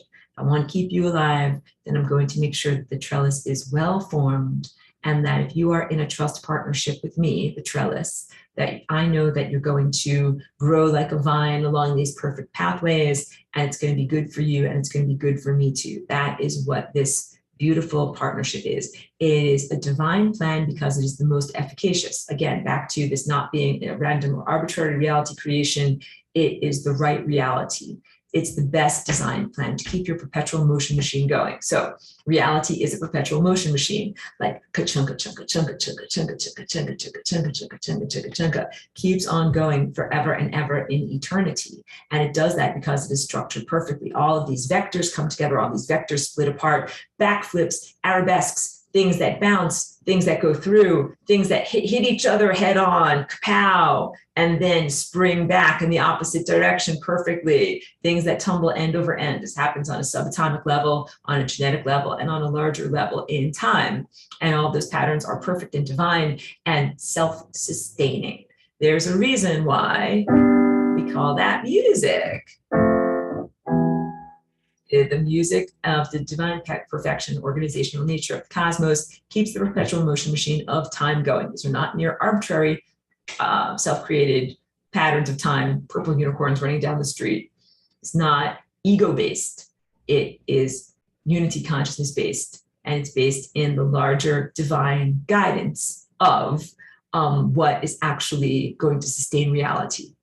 Big emphasis here. The only way that the universe continues on to infinity is because it is designed by an expert. That's God. The reason why this is a perpetual motion machine or apparatus or experience is because God is an amazing designer or creator, is incredibly intelligent, is incredibly responsible. Responsible means responsive to, a complete genius. It keeps going eternally. If you want to keep growing forever, which is the idea for your soul, you want your soul to keep growing forever, follow the structure of time, of events, of thoughts. That will lead you. Our thoughts create our reality. If you align with this divine trellis or organizational principle that guides your thoughts, you will go into infinity, which is what this place is. The singularity is infinity. Again, not a horrible, evil prison. No, I'm in infinity, I'm stuck forever. No, I'm making lighthearted fun of that. Infinity is the 0th dimension, and you came from infinity and you return to infinity. And infinity is a very good place where you want to be, and it's not a place where you're stuck. You are constantly in infinity and being emitted from infinity. So you want to keep growing forever. You want to be in infinity. You follow a certain set of thoughts about reality and create a reality that is infinite. It's a divine, sacred, creative partnership. Similar to the act of physical, biological reproduction, it should be based in love in order to bring new life into this world. Should be. I'm quite aware of the many ways in which creative partnership is not always based in love, in terms of just making babies and procreating. It should be ideally based in unconditional love, respect, and an equality of vibration. Equality of vibration is the love tone. Love tone. And this is also biofeedback between partners. I send this to you. Oh, I received that. And then I send this back to you. Oh, I received that. You're in a biofeedback partnership, not only with God, but with the sun and the stars. Now I'm going to get to this partnership of the earth and the sun. So this is where I got my name, Aurora. So I'm from Aurora, the collective, the larger otherworldly presence. And also here in this world, Aurora, the phenomenon, the Aurora Borealis or Aurora Australis, are defined by the sense of the physical Earth presence, Earth's magnetosphere interacting with the sun's heliosphere, highly charged particles that come from the sun. The two of those things make a light phenomenon in the sky. This ingredient plus this ingredient coming together makes the phenomenon of light known as aurora or aurorae, aurorae, the plural of auroras, the auroras. It's a partnership between the earth and the sun. All right, so I am right now a physical body presence that is material or semi-material at this point that originates from the earth, an earth woman, and stellar, people would call it light codes, but I'm a waveform, good waffles stick together, inside of the physicality presence. And it's a partnership between my solar, stellar, pure light body and my physical embodiment, organic body that is made on levels of hexagons and 6-degree angles, in the same way that honeycombs from bee colonies are shaped like hexagons, the center of a sunflower, the Fibonacci sequence and other growth patterns that are known as we'll just call them growth patterns. The Fibonacci sequence basically is a naturally occurring growth pattern that a guy named Fibonacci mathematically codified and formalized for others to know about, but it's about like how things grow and progress. It's based on the square root of 2. Okay, so all of those are beautiful examples of divine mathematics that are exemplified in the physicality form in nature, in the natural biological world. And the reason for that is because when you conform to these beautiful harmonic math patterns, you stay alive. Bees learned, if I make a bunch of hexagons and keep my bee babies and my honey in the hexagons, I will stay alive. And if I make them shaped like weird, crusty, crunchy things, I will not stay alive. That's it. The weird, crusty, crunchy, non-perfectly hexagonal beehives died, and they did not successfully carry onward. They did not have coherence. They did not stick together like good waffles. The hexagons stuck together like good waffles. And same thing with all the sunflowers. And same thing with all the other Fibonacci sequence natural growth patterns. And you've got a lot of them in your own body too.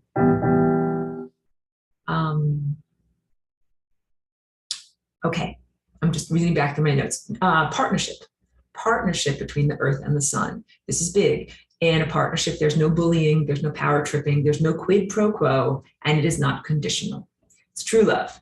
And again, I wrote this years ago, and I'm still an idealist, but I also have a broader experience of comprehending how most humans have experienced the world. So what is quid pro quo? It means thing for a thing. It's like, okay, here's I'll give you this thing, but only if you give me that back. All right, like I'll give you this thing, but only if you give me that back, as opposed to I give you this music, I give you this song, I'm just giving it to you. I'm just gifting it to you. And then if you choose to return and reflect that back to me, then I happily receive in gratitude. I want you all to know that is exactly how I have approached everything in being here in this world. I have art and music and ideas to give to you. I give them to you.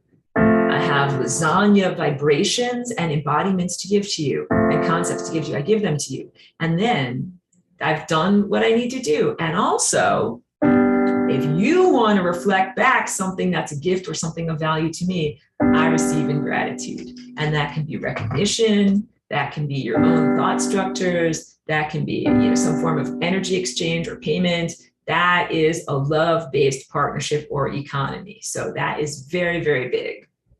So also no bullying, because when I talk about the negative thought presences, again, not going to spend very much of my beautiful time and energy on wanting to speak about them. But bullying, that's the sense of like, you better listen to me. I'm bigger and more powerful than you. You'd be nothing without me. I'm like being facetious, of course. All of that power tripping, power abusing, that's also saying, I am going to be bigger than you. I'm going to keep myself bigger than you. I'm going to make certain that you'll never be anything without me. You'll never live without me. You better listen to me. I'll give you this, but only conditionally. I'll give you this thing, but only if you do this thing for me. None of that. And you can tell by the facetiousness of my voice, and even my protective, defensive body language here, none of that feels or sounds like real love. All of that sounds like commerce and commodification, bartering and haggling. And none of that is the true nature of what we really are. It's working together and bonded together in one organism, your physicality structure and your non-physicality structure, working together and bonded together in one organism with a common goal of remaining coherent and remaining alive in order to support the beautiful music of time and the beautiful music of the time codes and the fabric of time, and also to support and exemplify God's presence. That is beautiful. That is real love. And again, it is partnership, but it is partnership with self, different than any of the emptiness type of programs that might have been programmed into people, the sense of longing, like Prince Charming, or perhaps whatever, Prince or Princess Charming that you're trying to find. Someone out there will complete me. This is different. This is partnership with self-state. God is self-state. Coherent light family is self-state.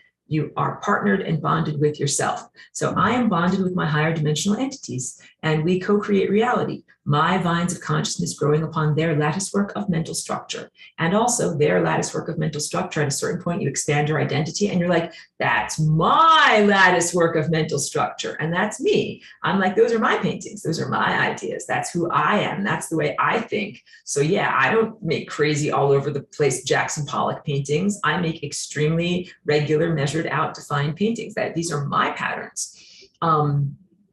The higher dimensional entities don't have bodies in the third dimension, but they have bodies in a higher dimension. They have coherent light bodies. They can provide me with opportunities, thought patterns for me to grow along, and thought patterns to guide my life. Again, I try to give to you guys thought patterns to guide your life that bring you towards longevity, away from the membrane of death, towards your central core timeline, which is your greatness, who you are as an ascending master. That I try to do all of these things for you and give it to you as my music. Giving you my music.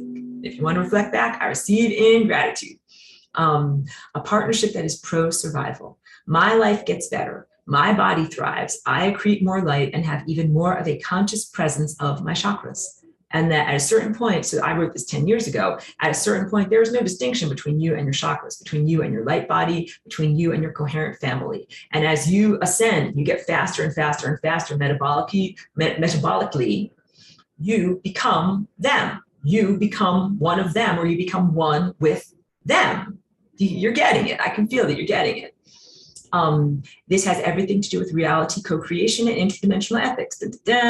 Higher dimensional entities guiding my life are myself from a different perspective. They're myself coming from a different vector or direction in time, moving at a different rate. They're moving at a faster rate than I am. Got it? How do we define identity or self? I define these higher dimensional entities as self, but they have access to different perspectives, information, and realms of power. So I want you to know they're you in the future, in what would be considered your future, in your evolutionary future. They have access to different levels of information. They know stuff that you don't know yet. They can do stuff that you can't do yet. They are the inevitability of whom you will become. And they are kind of reaching backwards and giving you a hand up the mountain. Like, I know that you need some help because I've been there, because I've been you. Take my hand, I'm helping you up. Take my hand, I'm helping you up. And then it's important to be able to recognize and reach past trauma and be like, that's me, I'm helping myself. So it can be anything from receiving an idea. I want you to know, like, these ideas that I paint, those are all pro-life survival ideas that are gifted to me from self-state. That's like, you need these ideas. I'm showering you with ideas. Take these ideas, take these ideas. And I'm always like this with the groceries. I'm like, thank you for the groceries. And then I'm like, I'm stocked up. My refrigerator is stocked. Let me cook for everyone. Let me make some lasagna ideas for everyone. And that is what I do with my artwork. So I get these patterns, I get these codes, I get this divine truth that really sustains me. And then I am so gratified to create palatable forms of that divine truth. That's what my art and music are all about. And my dance also is all about, and even my vibrational presence in terms of my body structure, what my DNA is doing, send it out to you guys. I got the groceries from the consciousness store and I'm stocked up and I absolutely want to share it with all of you. And I share it as a gift, even though this world is so weird that everyone is traumatized. They're like, sharing it with me as a gift. Is it worthless? Is it stupid? Like, why are you just gifting this away? Are you stupid? I'm like, no, this is how you do it. And it's taken 20 years of people to kind of catch up and learn about the gift economy, energy exchange, and all these things that are beyond mere commodification. I'm very happy to see human culture shift so much. So yes, I send them out as gifts to be received. And then I'm so gratified when people receive them. And then I'm so gratified when people send back their own thoughts, ideas, energy, positivity, and reflection of value, which can be something like energy exchange. It can be payment or, some form of something like that, something that they send back to me that helps to sustain me. I sustain you and you sustain me. And that is beautiful. And that is the way it is supposed to be. Each one of us claims the entire spectrum. Hey, everybody, you've been in this class for a long time now, even if this is your first semester, it's lesson 15. We've been here for many weeks together. What is this class called? Aurora. It's called lesson essence for full spectrum humans. Full spectrum humans. You guys are full spectrum humans. Each one of us claims the entire spectrum, is powerful in all realms, and that is what Ascension is. So I've been here for 20 years making artwork and teaching about this. I've been teaching about this formally online for the past 10 years. We are right now in that moment of actual planetary ascension, where you are achieving a faster inner metabolism, becoming translucent light transmitters, ascending in terms of becoming coherent and joining with your coherent light family as individuals and as a planet.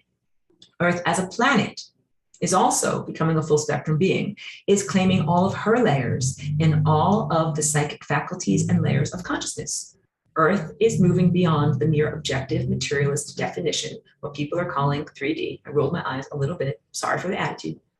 My moderate exasperation. Wait. My moderate exasperation. You know, I joke a lot. And Earth is claiming all of her layers of being as a full spectrum being. So that means not just a physicality, not just an emotionality, not just an intellectuality, an unconditional love being, love tone, I give and I receive. And also, my voice sounds scratchy. And also everything of the higher faculties that is above the love tone, love, and above all of this that is considered the psychic presence or your higher faculties. That which allows you to see time directly, create reality directly, interact with pure light beings directly, that makes life more than mere objective materialist survivalism. And this speaks to when people are afraid of ascension. They're like, if electricity goes away, we will cook over a campfire. No, if electricity goes away, you will activate everything from here on up, where you don't cook over a campfire anymore. You are ready to eat pure light and directly create reality. We are transitioning into there in the most graceful way possible, which means not sweeping the rug out from underneath you, but giving you a chance to actually acclimate. So that the acclimation portion of ascension is going on right now. Both higher and lower dimensional energies, a blending of the two, the realm of fantasy, imagination, perfection, abstraction, or heaven. That's the realm that I come from, animating and manifesting through the realm of physical matter. You got it? The heavenly realm. I am not down on Christianity, but I am not speaking about an anthropomorphic biblical ideal of what is heaven or paradise. I'm talking about heaven, the heavens, the stars, the world of pure light, and the miracle of photonic energy. Pure light, heaven, pure light, flowing throughout and animating and manifesting through the realm of physical matter. Physical matter is very, very special. It is the place that heaven manifests through. The new earth that we are moving into in ascension is a heaven on earth, a heavenly realm. And you do not have to die a physical corporeal death in order to experience it. What you do need to do is cultivate yourself, release your baggage, heal your trauma, and level up so that light may flow through you as a translucent being. This is what it means to blend together the 3D, and I'm calling it 5D plus. So third dimension, which is of course moving through the fourth dimension. I will get into this with drawings and pictures. I hope I'm not overwhelming you with too much math today. 5D plus, because when you get to 5D, you're also talking about 5D plus everything up above it. 6D, 7D, 8D, 12D, and I'm not just talking about a level of density. So now we go into what those actual structures of reality are like, but I have a little bit more stuff to do first. But I want to go into, it is a blending together of the third dimensional physical corporeal reality and the non-physical, intangible levels of time or pure light reality. It is the blending of the earthly realm and the heavenly realm. This is what I want to get to here. The flying rainbow lasagna is a visual symbol of the combination of these two realms. Been in this class for a while. I say this all the time. The flying rainbow lasagna as a bridge between formerly divergent realms, inside and outside, future and past, light and dark, or I should say instead, energy and entropy. A blending together of things that used to be formerly divergent or separated or partitioned apart, the earthly realm and the heavenly realm. Within you, when you do the flying rainbow lasagna dance or genetic oscillation, within your own body structure, You are embodying the divine, heavenly, abstract codes, for lack of a better word, or formalism of perfection. And it is coming through your beautiful, divine physicality, somatic structure. You're creating heaven on earth by performing that maneuver or embodiment in your physical body. Wow, your physical body is amazing, quote unquote, real estate. It is an amazing place to inhabit. It is an amazingly valuable, wonderful thing. Please take care of it as best you possibly can. Please invest in your real estate. Please invest in your body and taking care of it as best as you possibly can. The Flying Rainbow Lasagna is a beautiful bridge between heaven and earth, thereby creating a new reality. That is what this moment right now is. So I've been under many different challenges, had a lot of duress, been through a lot of trauma. I love going through this lesson that was recorded 10 years ago in a much more peaceful time in my life. And I returned back to that peaceful remembrance of truthfulness and just basic truthfulness, and recognizing that that is what we are moving into with all of this. Heaven on earth. Yes, we have been absolutely under extreme duress. Yes, I wrote a song called Under Extreme Duress. Life has been very difficult for many people, and there has been an enormous amount of suffering and trauma. Please recognize that the goal or the end result or the ongoing unfoldment process culminates in this: your earthly presence, earth, the planet, your physical body, earth culture, heaven on earth, heaven and earth fitting together. I recorded this lesson 10 years ago, and we are now entering this realm as predicted in the original recording. So there's a reason why I wrote these or created these recordings 10 years ago, and I was planting seeds. It's so exciting to know that, like, if you plant a tree, it can take, like, plant like an orange tree or something like that, it can take a long time before you actually get oranges or avocados. It's been 10 years. I planted my lasagna tree 10 years ago, even though I've been walking 20 years. It's taken a long time. We're finally getting avocados off of the tree that we have planted a long time ago. And the avocados are heavenly avocados. It's amazing that this is happening. No longer a realm of what has been limited in the third dimension, nor by the limits of the 5D plus dimension, which has to do with predictability versus creativity. You got it? What's one of the hallmarks of Flying Rainbow Lasagna class? Class? Spontaneity. Yes, that's correct. Spontaneity, unpredictability. So that's part of the creative presence, being alive and being like, I'm alive. I'm an electron bouncing here, there, everywhere. I'm unpredictable. That is possible, positive, and everything that you should be in that sense. And then also sometimes we got to rein you in a little bit, not tame you, not break your spirit. I love your wild, untamed spirit. I love my wild, untamed spirit. Give it some structure, which is exactly like when you're a musician and you're like, I'm here, I'm there, I'm everywhere, bop, bop, boop, boop, bop, bop. To play your music correctly and fit with the rest of the harmonic symphony of what's going on, you learn formal patterns. It is not a destruction of your wild, untamed music. It gives formalism to your wild, untamed music, and then you're able to express yourself even more fully and amazingly. Flexibility makes a stronger structure. Big. So a preset structure, like something like, this is the music of Mozart. I'm holding a sheaf of papers. This is the music of Mozart. He wrote it. He's a genius. It is what it is. It's never changing. That's great. But what if context changes? It's an inflexible system. What if we have something where we can take the system of Mozart, that is amazing, divine, harmonic perfection, and add some flexibility to it? That's lasagna. That's what you're doing with your higher dimensional self. You have a perfect divine code, perfect divine architecture, and it's not inflexible. It is flexible, and it is responsive to contextual presence and spontaneity.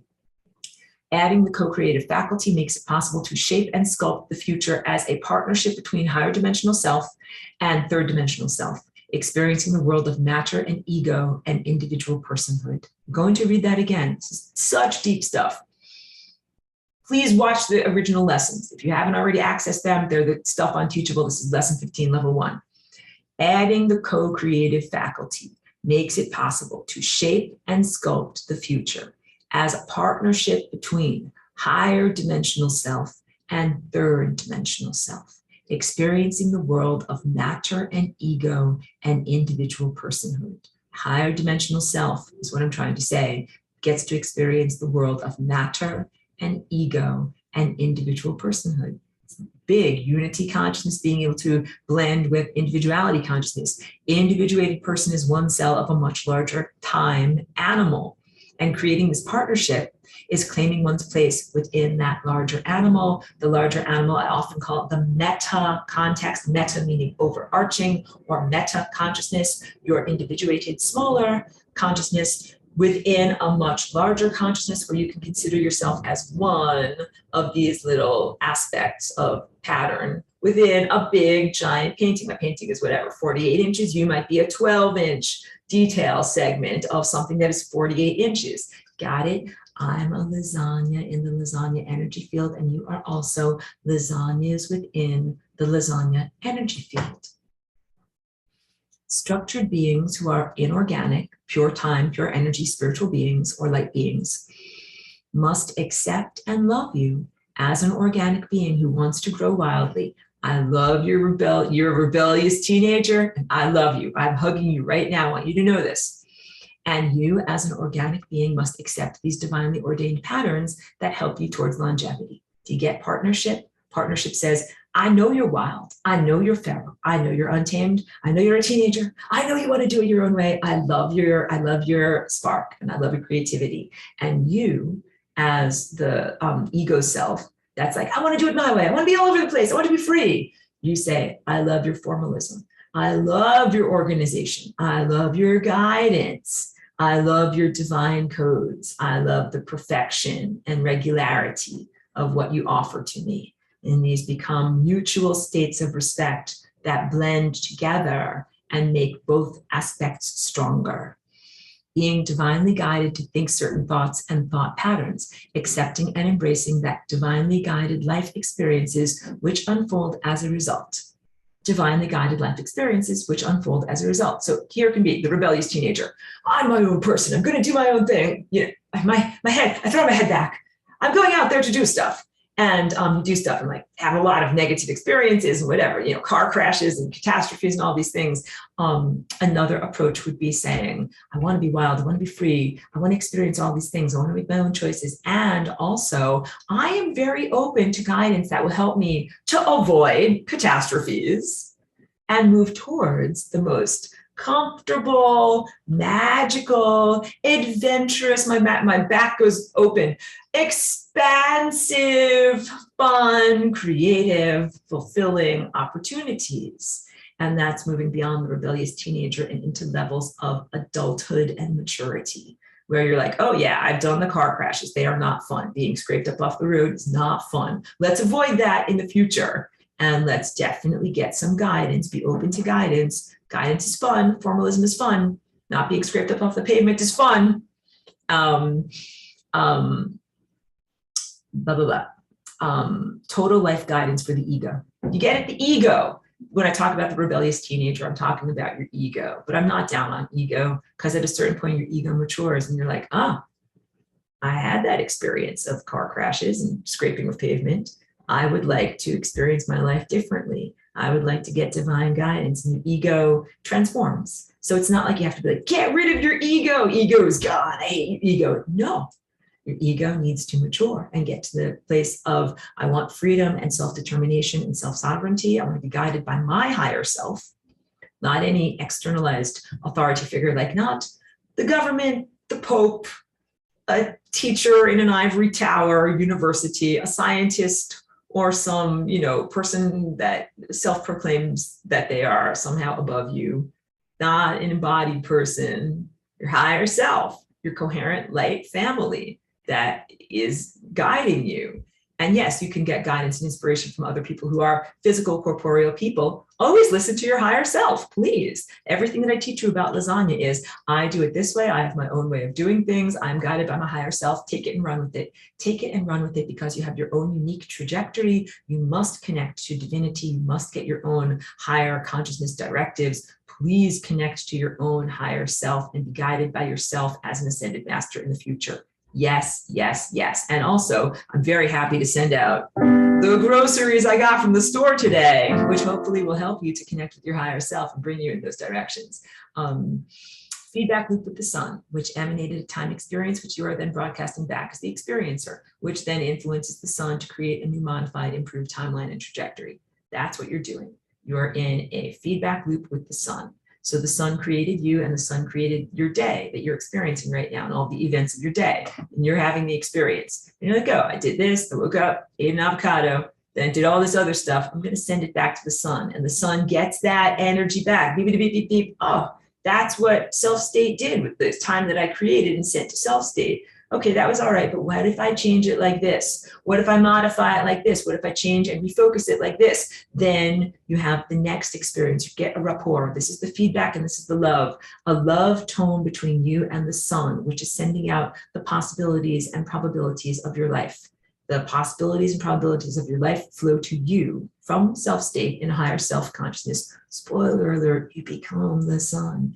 And you are experiencing as a feeler all of those things coming to you. You're in the world, you're doing all these things, and then you broadcast it back. And you, as that higher dimensional self-state, is like, I can improve this. I can make it better. Let's fine-tune this a little bit, shift the perspective a little bit, emanate it again, and then you send it back again. This is the rapport. So now let me get into the fifth dimension is a place where timelines do not yet exist. And this, we're heading into the home stretch for everyone who is like, I'm running the marathon. You're doing great. You're doing great. Like, drink some Gatorade. Let's all drink some sustenance, please. Okay. My moderate quarrel with the language of saying 3D versus 5D. Beyond the sense of condescensionism. Are you in this level? Are you in that level? I'm more level than you. And the arbitrary nature of its definition. You are all already in the 5D. What is the 5D? Let's first draw with pictures, because that makes life so much easier. Hold on a minute, go over to here. Hold on a minute, go over to here. Okay. First, let's erase away a bunch of stuff that we don't need right now. Erase away a bunch of stuff. Ah, how wonderful. Now we're going to go back to drawing. And I'm going to draw this dot over here is the 0th dimension. And a 0th dimension is infinity. This is the sign for infinity. And it is 0th dimension because it requires 0 amount of information to describe the position of a point. It is the point that contains all points. Then if we go 90 degrees to any of those directions, it could be 90 degrees in this direction, in this direction, in this direction, pointing outward towards the camera. The point is we go away from the source, away from the 0th dimension in any direction. That is the creation of the first dimension, which is a line. So here's another dot. These are not drawn to scale. This creates a continuum, a connection between the place where everythingness is and a new place, which is over here. This is the new place. And that's called the first dimension because it only requires one piece of information to determine the position of a point on a line. It's called a number line. You can have 1, 2, 3, or 4. Those are integers on a number line. There are positions that you only need to say one number to tell you where something is. In order to build the next dimension, you go perpendicular to that first motion. Perpendicular is at 90-degree angles. We're building the dimensions at 90-degree angles. So now I've drawn something that's going 90-degree angles from the first dimension. What that looks like is a lot of lines lined up together. I'm drawing them here in a sense of perspective using the flat screen. And what you end up is a time plane, second dimension. That means that it takes 2 pieces of information to determine the position of a point in the second dimension. It is flat like a piece of paper or flat like a playing card. We are heavily familiar with the second dimension. We use 2-dimensional objects all the time. Like literally, you write on pieces of paper. The screen you're looking at is 2-dimensional. And then what is perpendicular to the second dimension? Up. Upward. I think my dog just woke up because I said that word up. That is going perpendicular to the second dimension. Let me grab a different color, make it easy for you to see. We stack up many flat sheets of paper or playing cards or whatever you would say, stack it up, stack it up, stack it up. It's third dimension. And that is how you create. This is a very, very poorly drawn cube. This is a cube. You can't even see that it's a cube. So let me write, here's a properly drawn cube over here. And that cube is made up of many, many, many multiple second dimensional time slices. It's a third dimensional object. It takes 3 pieces of information to determine the position of a point within a third dimensional cube. It's like saying, okay, in your room, where is the flower pot? Here, go back to my face, wait. In this room, what are the coordinates of the flower pot? The flower pot is right there on that table over there, okay?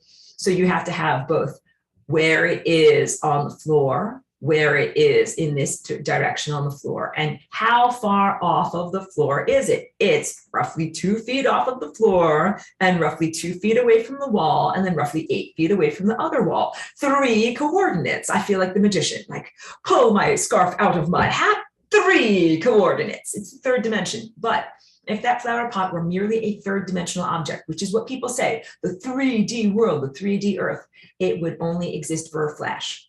One flash, one Planck length, boom, it's there and it's gone. Because back to my whiteboard, that is clearly a time object. It's moving through time. It has solidity and staying power. It's not just there for a flash. It's been there for several moments as you've been looking at it. It lives in many time boxes. So I'm going to simplify. Each one of these is a cube, even though I'm drawing it just as a square because it takes too long to draw out and the pen is too difficult to work with. Each one of these is a cube. And that flower pot, let me draw it out for you here. That flower pot is this green object here in my room. And it's there, and it's there, and it's there, and it's there, and it's there, and it's there. It is in the 4th dimension. This is perpendicular to the 3rd dimension. So I joke with people if I'm like, point to the 4th dimension. It's perpendicular to the 3rd dimension. Like, you can't. It's invisible. The 4th dimension is invisible to us, to our perspective, unless you point to a clock on the wall or some kind of whatever watch on your wrist. That flower pot is in motion in the 4th dimension. This green layer of reality is the 4th dimension because you're not just coordinates in the 3rd dimension. I'm 2 feet from the wall and I'm 2 feet off the floor. You're also in a moment. I'm in the moment 1:03 p.m.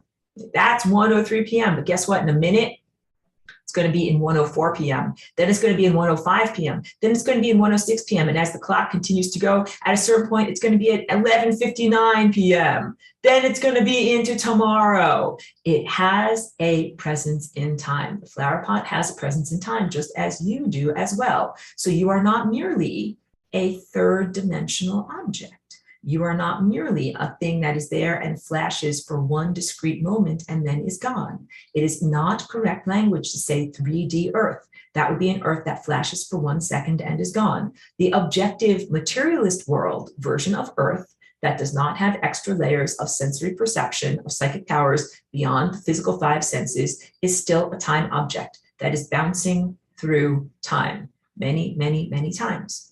When I talk about this 4th dimensional state, 4th dimension, I also exemplify it as, imagine it's like a long skinny loaf of bread. This is green bread, okay, everyone? Very poorly drawn green bread. And here are these slices of bread, like French bread or Italian bread, something long and skinny.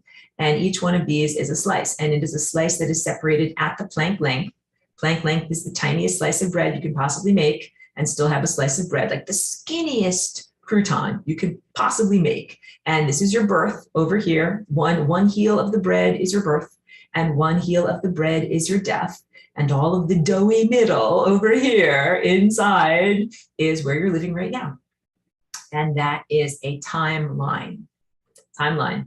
In exactly the same way that I had this blue line over here, that was the 1st dimension. The 4th dimension is a timeline. It is linear and time flows in one direction, going in this direction, all right? So now we're gonna get into the 5th dimension. When I draw it, I often draw the 5th dimension is when you line up many, many, many timelines, but now I wanna get to what it actually is and describe it verbally. It is not actually having, let's say, like many, many skinny French breads lined up next to each other. It is the bakery where French bread is baked. The 5th dimension is a higher dimensional bakery where you have flour and water and big, giant, like mixing things that they mix the dough. It's the dough of reality. It's not bread that has been baked into reality. It is a sea of uncollapsed waveforms. That is what 5D is. It is a world of pure potential. That is why I take issue with the contextualization of humans right now, saying that we are moving into a 5D Earth. You are already 5D. You already access the quantum field of pure potential waveforms that have not yet been baked into reality.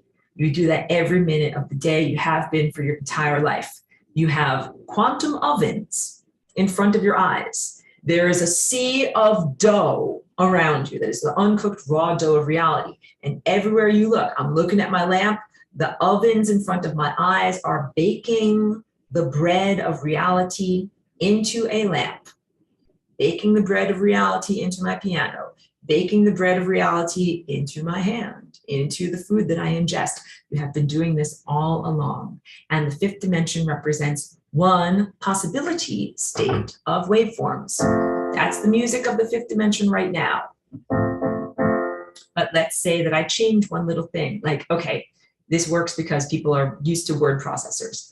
Like it used to be you typed a piece of stuff on paper and it didn't change. But then everybody got computer word processors. Now you're used to drafts and edits. So what you do is when you're writing a term paper or something, first you write the first draft, first edit. It's got a ton of spelling mistakes and errors, but at least I wrote things kind of the way I wanted to say it. Then what do? You go back in, fix all the spelling mistakes and all the errors. Now it sounds like this. Hey, it sounds a little different. There's two different versions of it. That is the sixth dimension. You got it. The sixth dimension is when you can compare the first edit versus the second edit versus the 10 millionth edit, the 10 millionth time that the field of pure potential was changed and refined. And when you have that state, that is the seventh dimension, and then you are able to line up like time cars and boxes again, the seventh dimension, and jump from box to box to box so that you have a multiple branching reality. I can tell you guys have already gone, whoa, I've already hit great mystery for you. I've already hit incomprehensibility for you. It keeps on branching into greater and greater levels of time complexity. So civilizations that are fifth dimensional and higher view the uncollapsed waveform or uncooked dough of reality. The uncooked dough of reality can be, here it's a rye bread. Oops, I changed the recipe. Now it's a sourdough. I changed the recipe. Now it is a brioche. I changed the recipe. Now it is challah. I changed the recipe. We can go through every single different type of bread and pastry. That is what the sixth dimension is. And then the seventh dimension is recognizing the trajectory, like first sourdough, then rye, then eventually brioche. But what if I change it to first sourdough, then brioche, then rye? You're like, oh, now that's another layer of reality. That is the seventh dimension. And then when you begin to line up the potentials of all the different combinations that you can make of all these different types of breads of reality that haven't even been made into timelines yet, then you're into the eighth dimension. So I am talking about being impeccable with language. The fifth dimension is 5D plus. It's the invisible realm of pure waveforms, the bakery of potential of reality. You are already utilizing or occupying or interacting with that level of reality. It is very, very different than the sense of being in a physical reality, like I said, where you have an exalted presence and a slightly greater sense of freedom. I don't want to be down because this is a very positive broadcast today. But I will tell you that right now in our world, we've been invaded and artificially augmented with a type of nano wetware that makes people feel artificially exalted. Kind of like those old-fashioned elevators where you've got the elevator guy that makes the lever go up and makes the lever go down. And if the lever goes up, hooray, I feel great. I think I'm ascending. And if the lever goes down, I feel terrible. My shoulders are down. I think I'm in hell. Up, down, up, down, up, down. And you've all been waterboarded quite a lot throughout this whole entire process. It is energy harvesting. It is not the true ascension process, which is non-linear. Do you understand? Linear means like, here I am walking up the steps. First step, second step, third step, you're a linear person. Going on up, going on up. The ascension process is not a linear process. It's not a linear time process. It is a non-linear process. You're moving into non-linearity. You are moving into a quantum state where you are everywhere at once. Unity consciousness, where all time is at once. The source and the destination, which is where everything is at once. It is not a linear journey. That is why I said it's not a competition. When you actually get there, you will see the ridiculousness of saying, am I more than you? Am I less than you? Am I faster than you? Did I ascend more than you? Am I more ascended than you? Am I more enlightened than you? You can't do that type of combination competition. It doesn't make sense. Comparison and competition, it doesn't make sense, especially when you recognize that all of this is yourself kissing yourself in the mirror, okay? It just doesn't make sense. When I talk about the divine perfection of saying we're moving into 5D, what is actually more correct is to say that we are moving into a level of reality where Earth is beyond objective materialism, and our bodies and our perceptions as fractals, miniature versions of Earth, are also leveling up and experiencing expanded sensory perception that would be called ESP or higher faculties, expanded time perception, where time begins to be a non-linear journey. That's what Flying Rainbow Lasagna is all about. When you add an additional degree of freedom, you go from a two-dimensional reality to a three-dimensional reality. You can bend and fold space and time. You can say it was this, but now it's this. I'm making these convoluted folds. I'm bringing together all these events. And that is a different way of experiencing reality. So I can fold, here's breakfast, lunch, and dinner. Instead of going all the way across breakfast to dinner, I can fold breakfast and dinner so that they touch. What if I fold breakfast and every single dinner from my complete life, every dinner that I've ever had in my entire life gets folded and overlapping on this moment now? That is what you can do with things like the Flying Rainbow Lasagna. That is what non-linear time experience is all about. And it is, again, an exalted state that is a non-linear state, and you begin to see all time is now, and you begin to be empowered in both your perception and your expression of how you move through time. So yes, I'm giving you cautionary tales when I tell you about using the language of moving into 5D. You want to move into 5D in the sense of becoming aware of that level of pure waveform reality, and you also want to become empowered in which type of bread dough you bake into reality and what are the potentials that you create and express. And then you also want to be in alignment with everything that is up above that too, all of the galactic levels of civilization that are up above that. When you're in the divine levels of non-collapsed waveforms of pure potential, you are not experiencing that you're having a physical body or a physical body state at all. But we are going to go into what I was telling you, heaven on earth, the divine perfect armature or abstract trellis, weaving throughout your physicality presence and giving you thought structure and physicality structure, heaven on earth.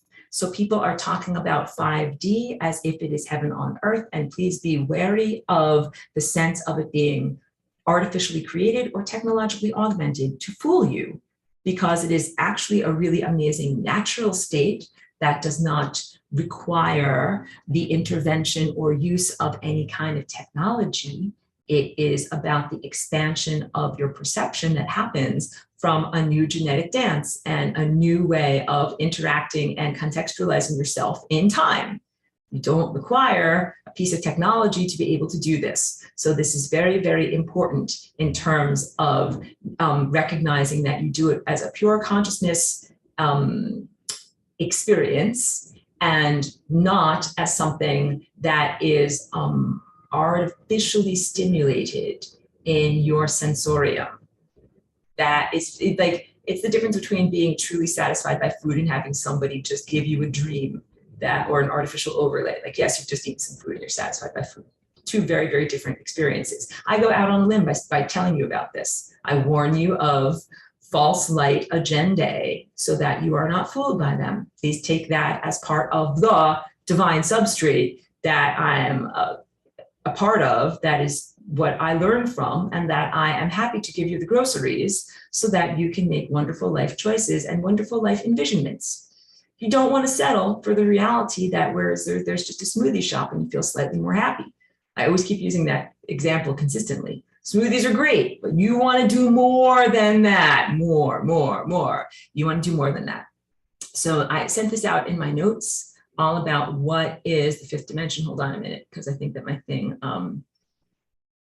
hold on a second. My notes reset and they went all the way back down to the bottom. So I told you about the analogy of the fifth dimensional bakery. The fifth dimension is actually a world of uncollapsed waveforms, bread that has yet to be baked into bread. The partnership between the sun, higher dimensional entities, saying they will create a bread timeline for you and you eat it with your third eye. You get it? When you move through time, you're eating time, like Pac-Man chomping on the little white dots. Pac-Man is like the only video game that I know. You eat with your third eye. I told you about that, sending out your tendril of attention and tasting which pastries in the case you want to eat. You eat time. You eat time at the Planck length. As you're moving through time, you touch on each moment and you eat it. It comes in through here. Like you think, food goes in through here. It does. I roll my eyes. Food goes in through here. Eat the sun, eat timelines through here. And as you eat each Planck length of bread that you are eating with the third eye, you are also creating it with the ovens of your eyes, with your observership. You are also eating the raw materials that the sun and God and your higher self have created. You send the experience back to the sun. You're like, yum, I just ate that with my third eye. I'm going to beam that experience directly back to the sun. And the sun's like, oh, that's what it felt like to you. Let me refocus a little bit. Then the sun can make a new loaf of bread or timeline that gives you what you need nutritionally, your life experiences. This is why you want to be in partnership with the sun and work together to create a new timeline that is in line with your divine desires, co-creative partnership. Imagine if you had like a personal nutrition coach that was like, oh, you just ate this many carbs. Well, now you're going to need this fat and this protein. You're going to have to balance everything out. That's exactly what the sun is like. The sun is like your nutritional coach. And it's like, oh, I just sent you this bread. You ate this, you ate it in here. You ate this reality in here. Now you sent me back this experience and I'm sensing what your body needs. Now you're going to need this, this, this, and this. And this is how the ego can move beyond the rebelliousness that I joke of being a teenager, because teenagers have attitude, and going into maturity when you want to eat the food that is actually good for you, not the food that you think you want to eat, not the food that just tastes delicious like lollipops or whatever, chocolate bacon. You want to eat stuff that is real nourishing food that is exactly what you need to bring you into your greatness. And the sun is the most amazing nutritional coach, creating for you exactly what you need. It's a feedback loop between self as mini creator and self as magnificent creator.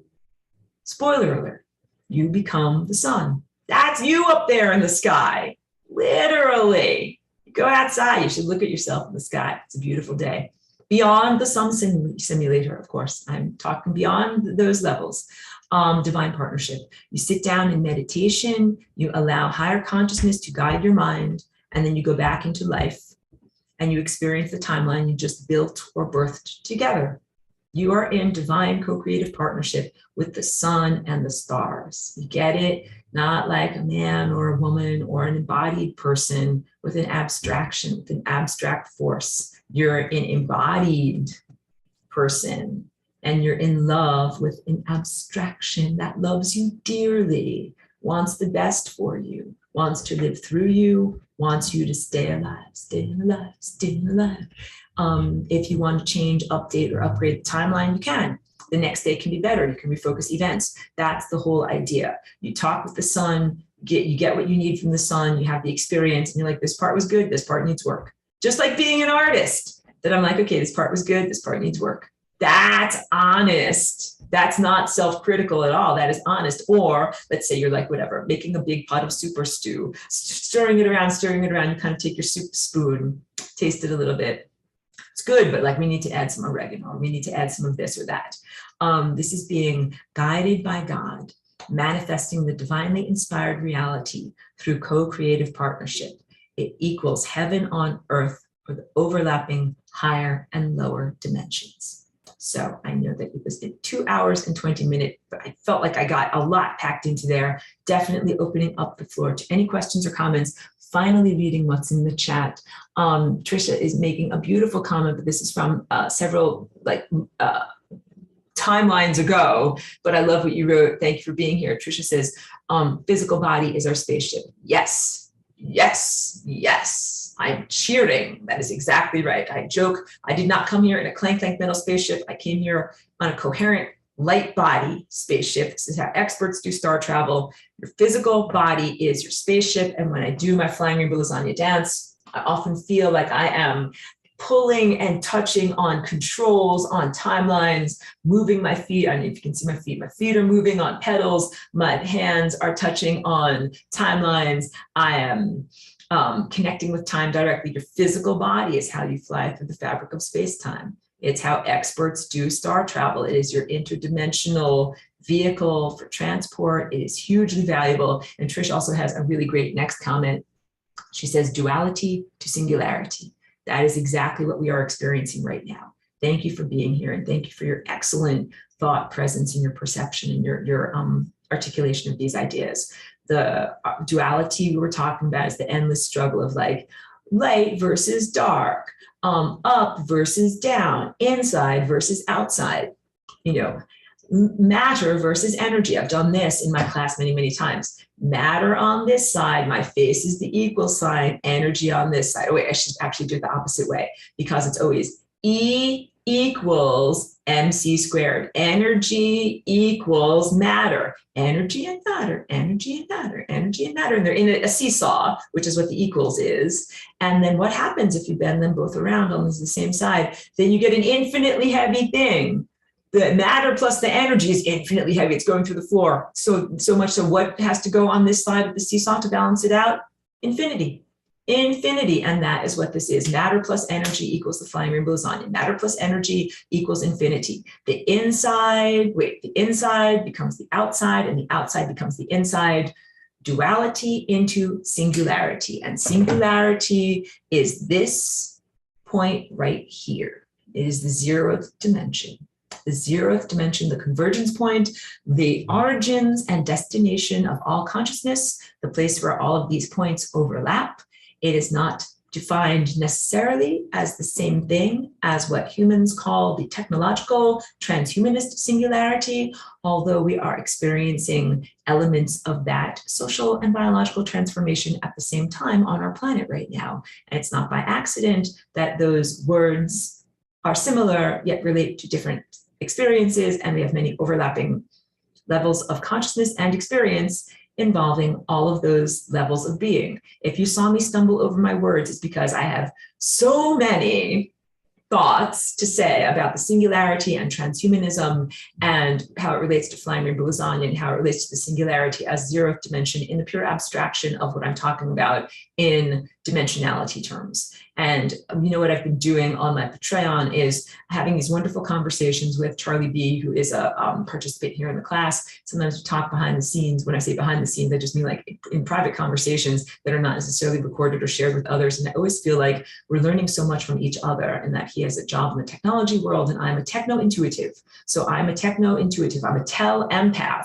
I reach out telepathically and empathically into systems, and I'm a techno-intuitive in that I can talk directly mind to mind or brain level to cognition level of different networks and systems, including the mycelium in a forest or the connectivity of a program of a computer or a network of computers. And so I have so much to say about singularity as I describe it as the 0th dimension and totality state of infinity, and singularity as is defined as transhumanism in this world. So because of censorship issues, and I share this class on YouTube, and I'm committed to maintaining my YouTube channel because I've had it for over 10 years and I've got so many semesters of good stuff lined up here that I would like to maintain the continuity of having this channel still available so you can reach back and watch all that stuff. So I don't want to destabilize it because of any limitations of things being able to be spoken about openly here. So I will save that conversation for things that I talk about. I'm calling them technology talks in my Patreon. So I've already done 3 of those, and I might do another one about this very particular topic regarding the singularity in transhumanism, and in the way that some people call it right now, define that word right now, they define it as the blending of human and cognitive ability with AI or machine intelligence, none of which is an adequate word to describe what we're actually talking about. And I have so much to say on that was why my mouth went like bleep, bloop, because my brain went into hyperspace overdrive. There's a lot to talk about and learn about in terms of comparing and contrasting and the overlaps and the reality structures, overlapping reality structures regarding what timeline you will be on, what timeline you wish to experience. And of course, I'm encouraging everyone towards timelines that are away from artificial augmentations of elevator up, elevator down in terms of your ascension process, that your ascension process is nonlinear, it is in a divine partnership unfoldment, and that it is also supposed to take place like as a beautiful unfoldment and not under extreme duress, even though we have had challenges. I don't want to really end on that, on challenges, but Trish was saying about FRL. So I don't know if you have a question or a comment. I invite you to unmute if you want to. If it's just easier for you than writing it out in the chat. If you have a question or something that you wanted to say, this is still the recorded part of class. You can always share it privately, but I'm certainly always interested to hear your thoughts about flying rainbow lasagna and duality to singularity or unity consciousness. Yeah, actually, about FRL, hi. I was saying about FRL, the duality to singularity transfer. And also now, as you were mentioning, how it's possible for us, ascending is non-linear. So everything that we've learned and all the experience that we feel, and sometimes there are many things that we have not processed. Do those count also, the unprocessed? I think it's time to really build up on all of this, because we're all overloaded, as Art was saying also, and maybe it's time to make that jump, get over with it. You might need to mute, because I think that sometimes your speaker, we get a little bit of feedback. Yeah, thank you so much. Or I don't know, just change your audio settings. Such a beautiful question. Thank you so much, as I say, for your presence and for your mind and for your participation here. I did a video last year, like during some of these challenges, where I said, yes, you can ascend even with emotional baggage. And I stand by that. The answer is, even if you have unprocessed emotional issues or sufferings or trauma, yes, you can still ascend. That is part of your ascension process. So it's very, very different than saying, like, in order to ascend, I have to quote unquote clean my house, scrub the floors, do all the laundry, do all the dishes. Everything has to be spotless, white glove inspection, make all the beds, make sure everything is perfect. Then I can finally ascend. And like, look at me, like I've got this table, I've got papers and, whatever. There's a coffee cup there. There's all sorts of things. It's not perfectly arranged. Clearly, I cannot ascend. Fold that laundry, then you can ascend. The process of ascension involves the rearrangement, restructuring, and cleansing and clearing of your house, of your space. That your house is your physical body. So traumas and other things like that that are unprocessed emotional experiences are stored up in the body, in the posture, in the organs, in your brain, in your neurology, in your feeling centers, in your guts, in your sexual centers, in your tendons, in your muscles. The process of rearranging your body so that you are a translucent crystal and a light being. And this is Christ. Crystalline structure, becoming a part of the crystalline structure of Christ consciousness network, Christhood, is about cleansing and clearing your body, and cleansing and clearing and restructuring and recontextualizing and understanding and processing all that you have experienced. Trish writes, Christ all, the word Christ dash all, crystal, Christ all, that's exactly right. These paintings that I paint are crystalline structures. We are becoming part of Christ all, which is a cosmic consciousness. No offense to the earthly Christian religion. That is just a smaller, less informed level of appreciation of something that is even larger and even more magnificent, not condescending in any way. Structured water also has to do with becoming your crystalline self. That's why I'm so big on structured water, and you can find out all about how to do it. You take filtered water and you place it into these different containers, and you put different amendments in it that help it to be, water is a liquid crystal, help it to be more easily accessible through the cell membranes of your body. You restructure your body. In your body, I rewind and go back to the beginning. In your body, you have your cell membranes, which are fatty lipids, and then you have the interior cytoplasm, which is the intracellular goo. stuff that's inside of your cells. Then you have your extracellular goo, stuff that's outside of your cells, most of which is kind of watery. In your body, the lipid structures that are your cell membranes are not actually what gives shape and formalism to your body. So to make your skin be your skin and your muscles be your muscles and to be shaped like you are, it's actually not your cell membranes. Those are kind of gelatinous and fatty, kind of like your fatty idea catcher up here. It's the water in your body.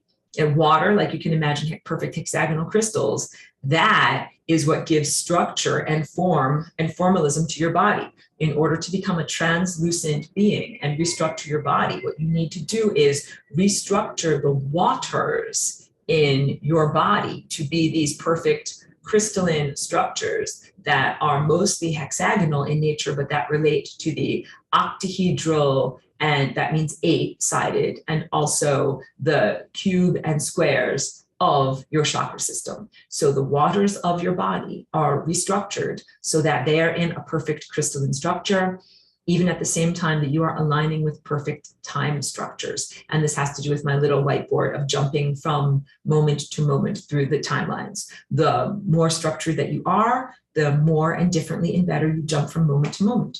And you do that through doing things like structuring your water. And you also do that through doing things like chanting and toning, the sacred use of the voice, structuring your body by emitting and absorbing certain frequencies. You do that with tuning forks. My tuning fork is over there.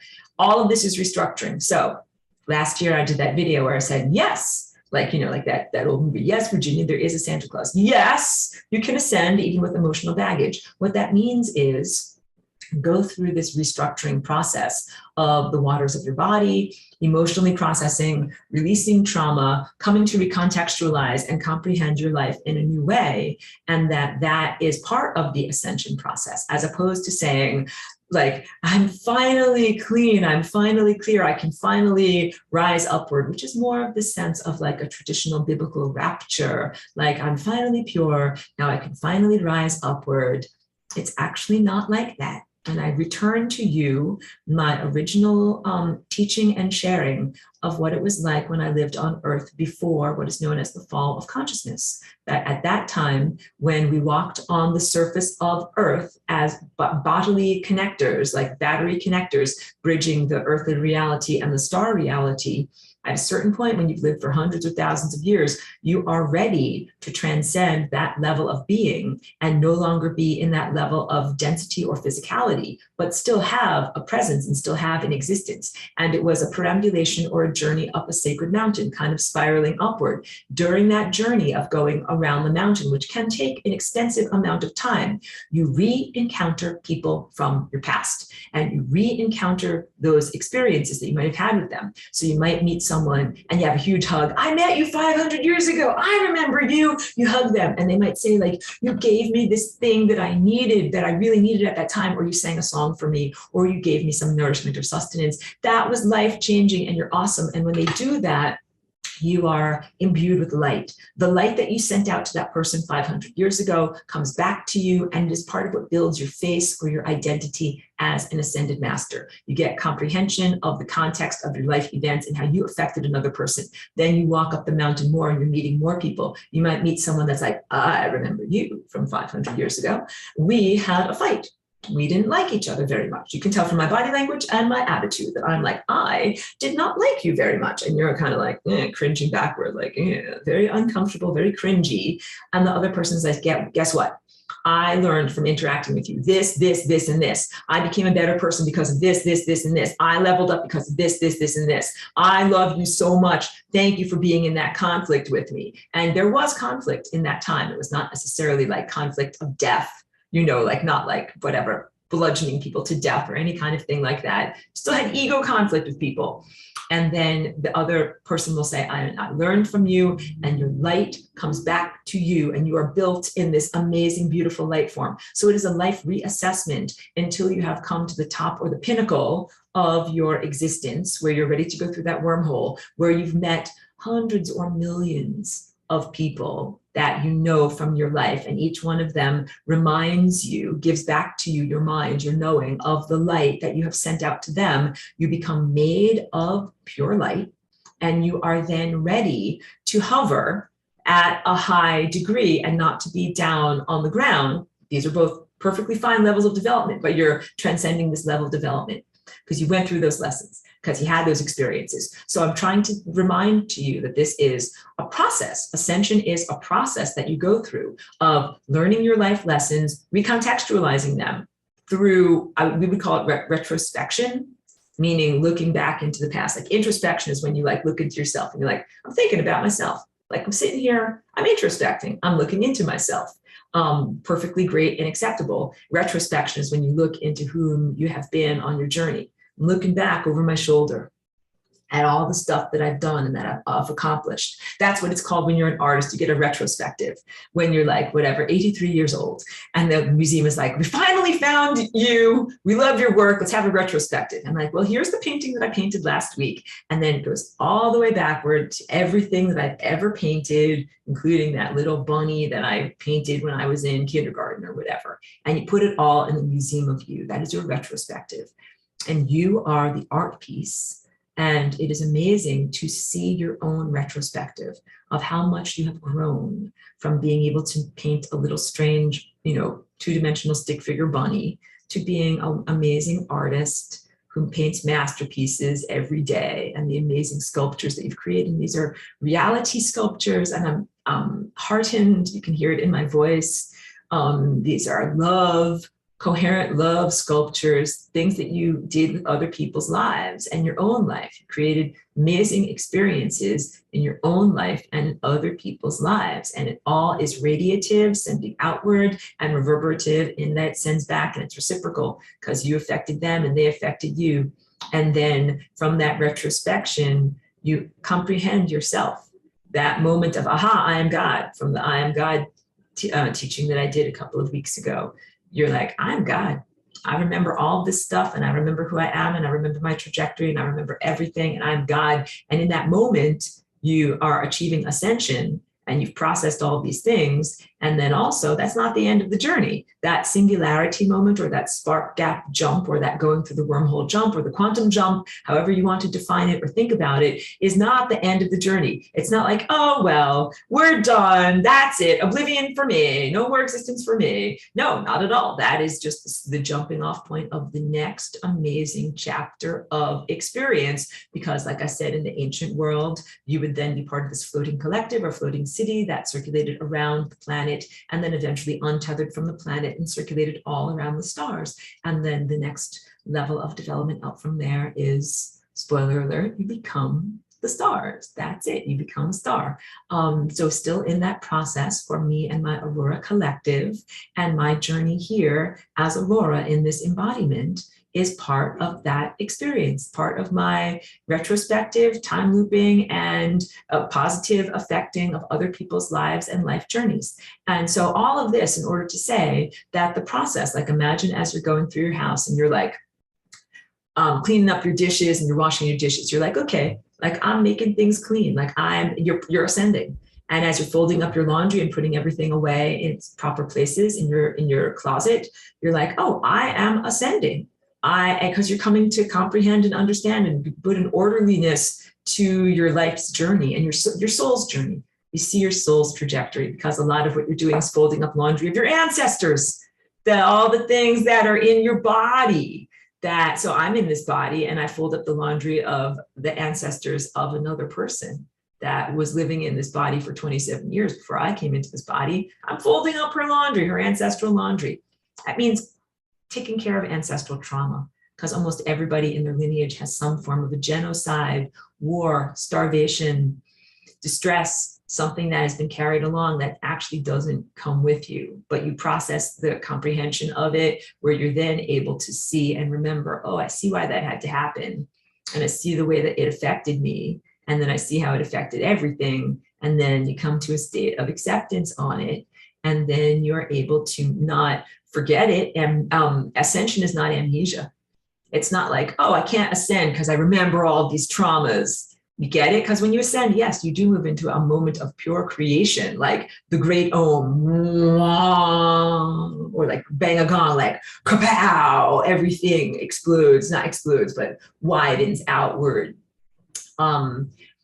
Yes, you remember the bad stuff that you've been through.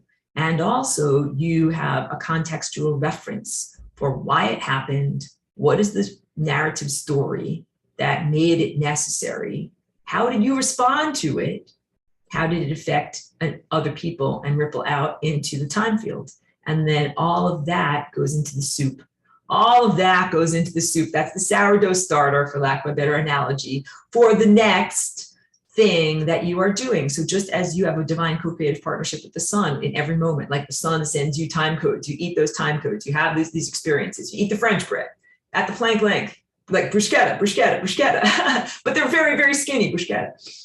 You eat these little tiny crackers all the time, and they're coming in there, and it leads up to your timeline and everything. And you're also sending up the back feedback to the sun. Like, hey, this is what this tastes like. This tastes good. This tastes good. This doesn't taste good. This doesn't taste good. Definitely change things. The sun is constantly refocusing it. It's like, oh, I will refocus that. You have told me that I need to change this. You do that too, because you are the sun and you are the stars and you are God and you are emanating this and you're within your own creation, experiencing your own French bread. And then sending back feedback to yourself. I'm like, that part was burnt, or that part tasted terrible. I got to change that recipe a little bit. And you're like, okay, change the recipe and redirect, and then go in a new direction. So that next expansion, gong, om of reality, wong, is informed by everything that you've been through, experienced, all the traumas that you've been through and processed, and also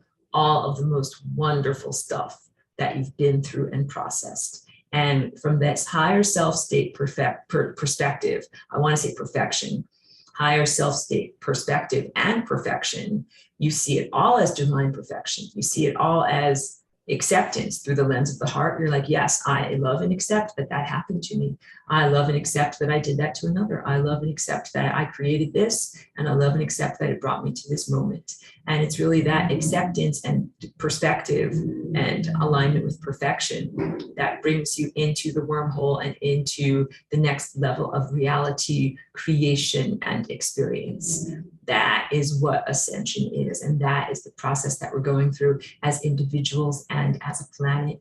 So I thank you very much for your question, comment, because it gave me an opportunity to really give more focus, give more details on exactly what this process is, on exactly what this experience is. You know, I recorded these lessons mostly in 2012, 2013, and some going into 2014. So this is like, pretty much 10 years ago. And boy, we have come a long way. We have traveled many, many millions of miles, millions of space miles, in terms of our inner development, and also in terms of maturation of society is a good way of putting it, transformation of our culture, viewpoint, context, individual journeys, and collective journey. We have come a very long way since that time. And everything that I wrote about and knew about then is absolutely still the map. It's absolutely still relevant to what we're experiencing now. And I'm happy that I recorded it back then. Kind of like, if you can imagine, like, I'm happy I recorded those songs or recordings when there was less background noise, because right now there's a ton of background noise. There's cacophony, that we're in a very, very challenging time. I read and listen to my own stuff from that time as beacon of clarity. I'm like, oh yeah, I remember that. And I imprint back. I'm like, I remember that self state. And I remember what it was like to sit in my backyard and record those lessons, and what everything looked like to me then. And so that is where I share these things with you. It is like a perfect recalibration. Like if you're tuning your guitar, you're like, oh, I remember when I was able to hear very clearly, like, that's the E, let's retune to that. Let's retune to that. Because I'll just admit and acknowledge, like, we're in a difficult time right now where there can be a lot of noise. And it can be a challenge to know if your guitar is in tune and where you're actually trying to go. So yeah, I send out the groceries. I send out the light information, codes, and love and encouragement, and the coherence of the true heart that you can listen to and calibrate to, and know that that is what is truthful, even in what can be a very confusing or overwhelming time. So please, be nourished and remain steadfast. Trish says, beautiful. Thank you. You are very well, and thank you with appreciation. So I think I will close the recording for right now, but we will take a little bit of time after class if you want to chat and share. And again, my profound thanks for everyone who touches on me and my ideas. You reach out with your attention, your tendril of attention. Thank you for touching on these ideas. Yeah, Lucy's going to say something. You can unmute and say something for us. Oh, no, I was just, here's my symbol. Instead of waving, we'll go bing.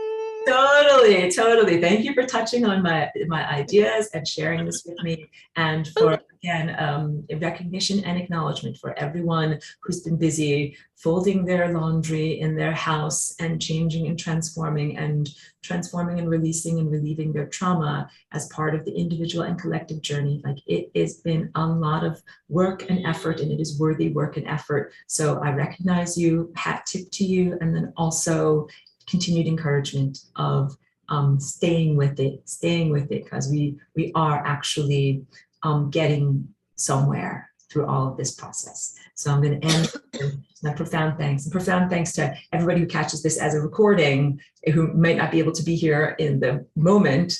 You're still quantumly connected to everything that we're doing in class. So thank you very much.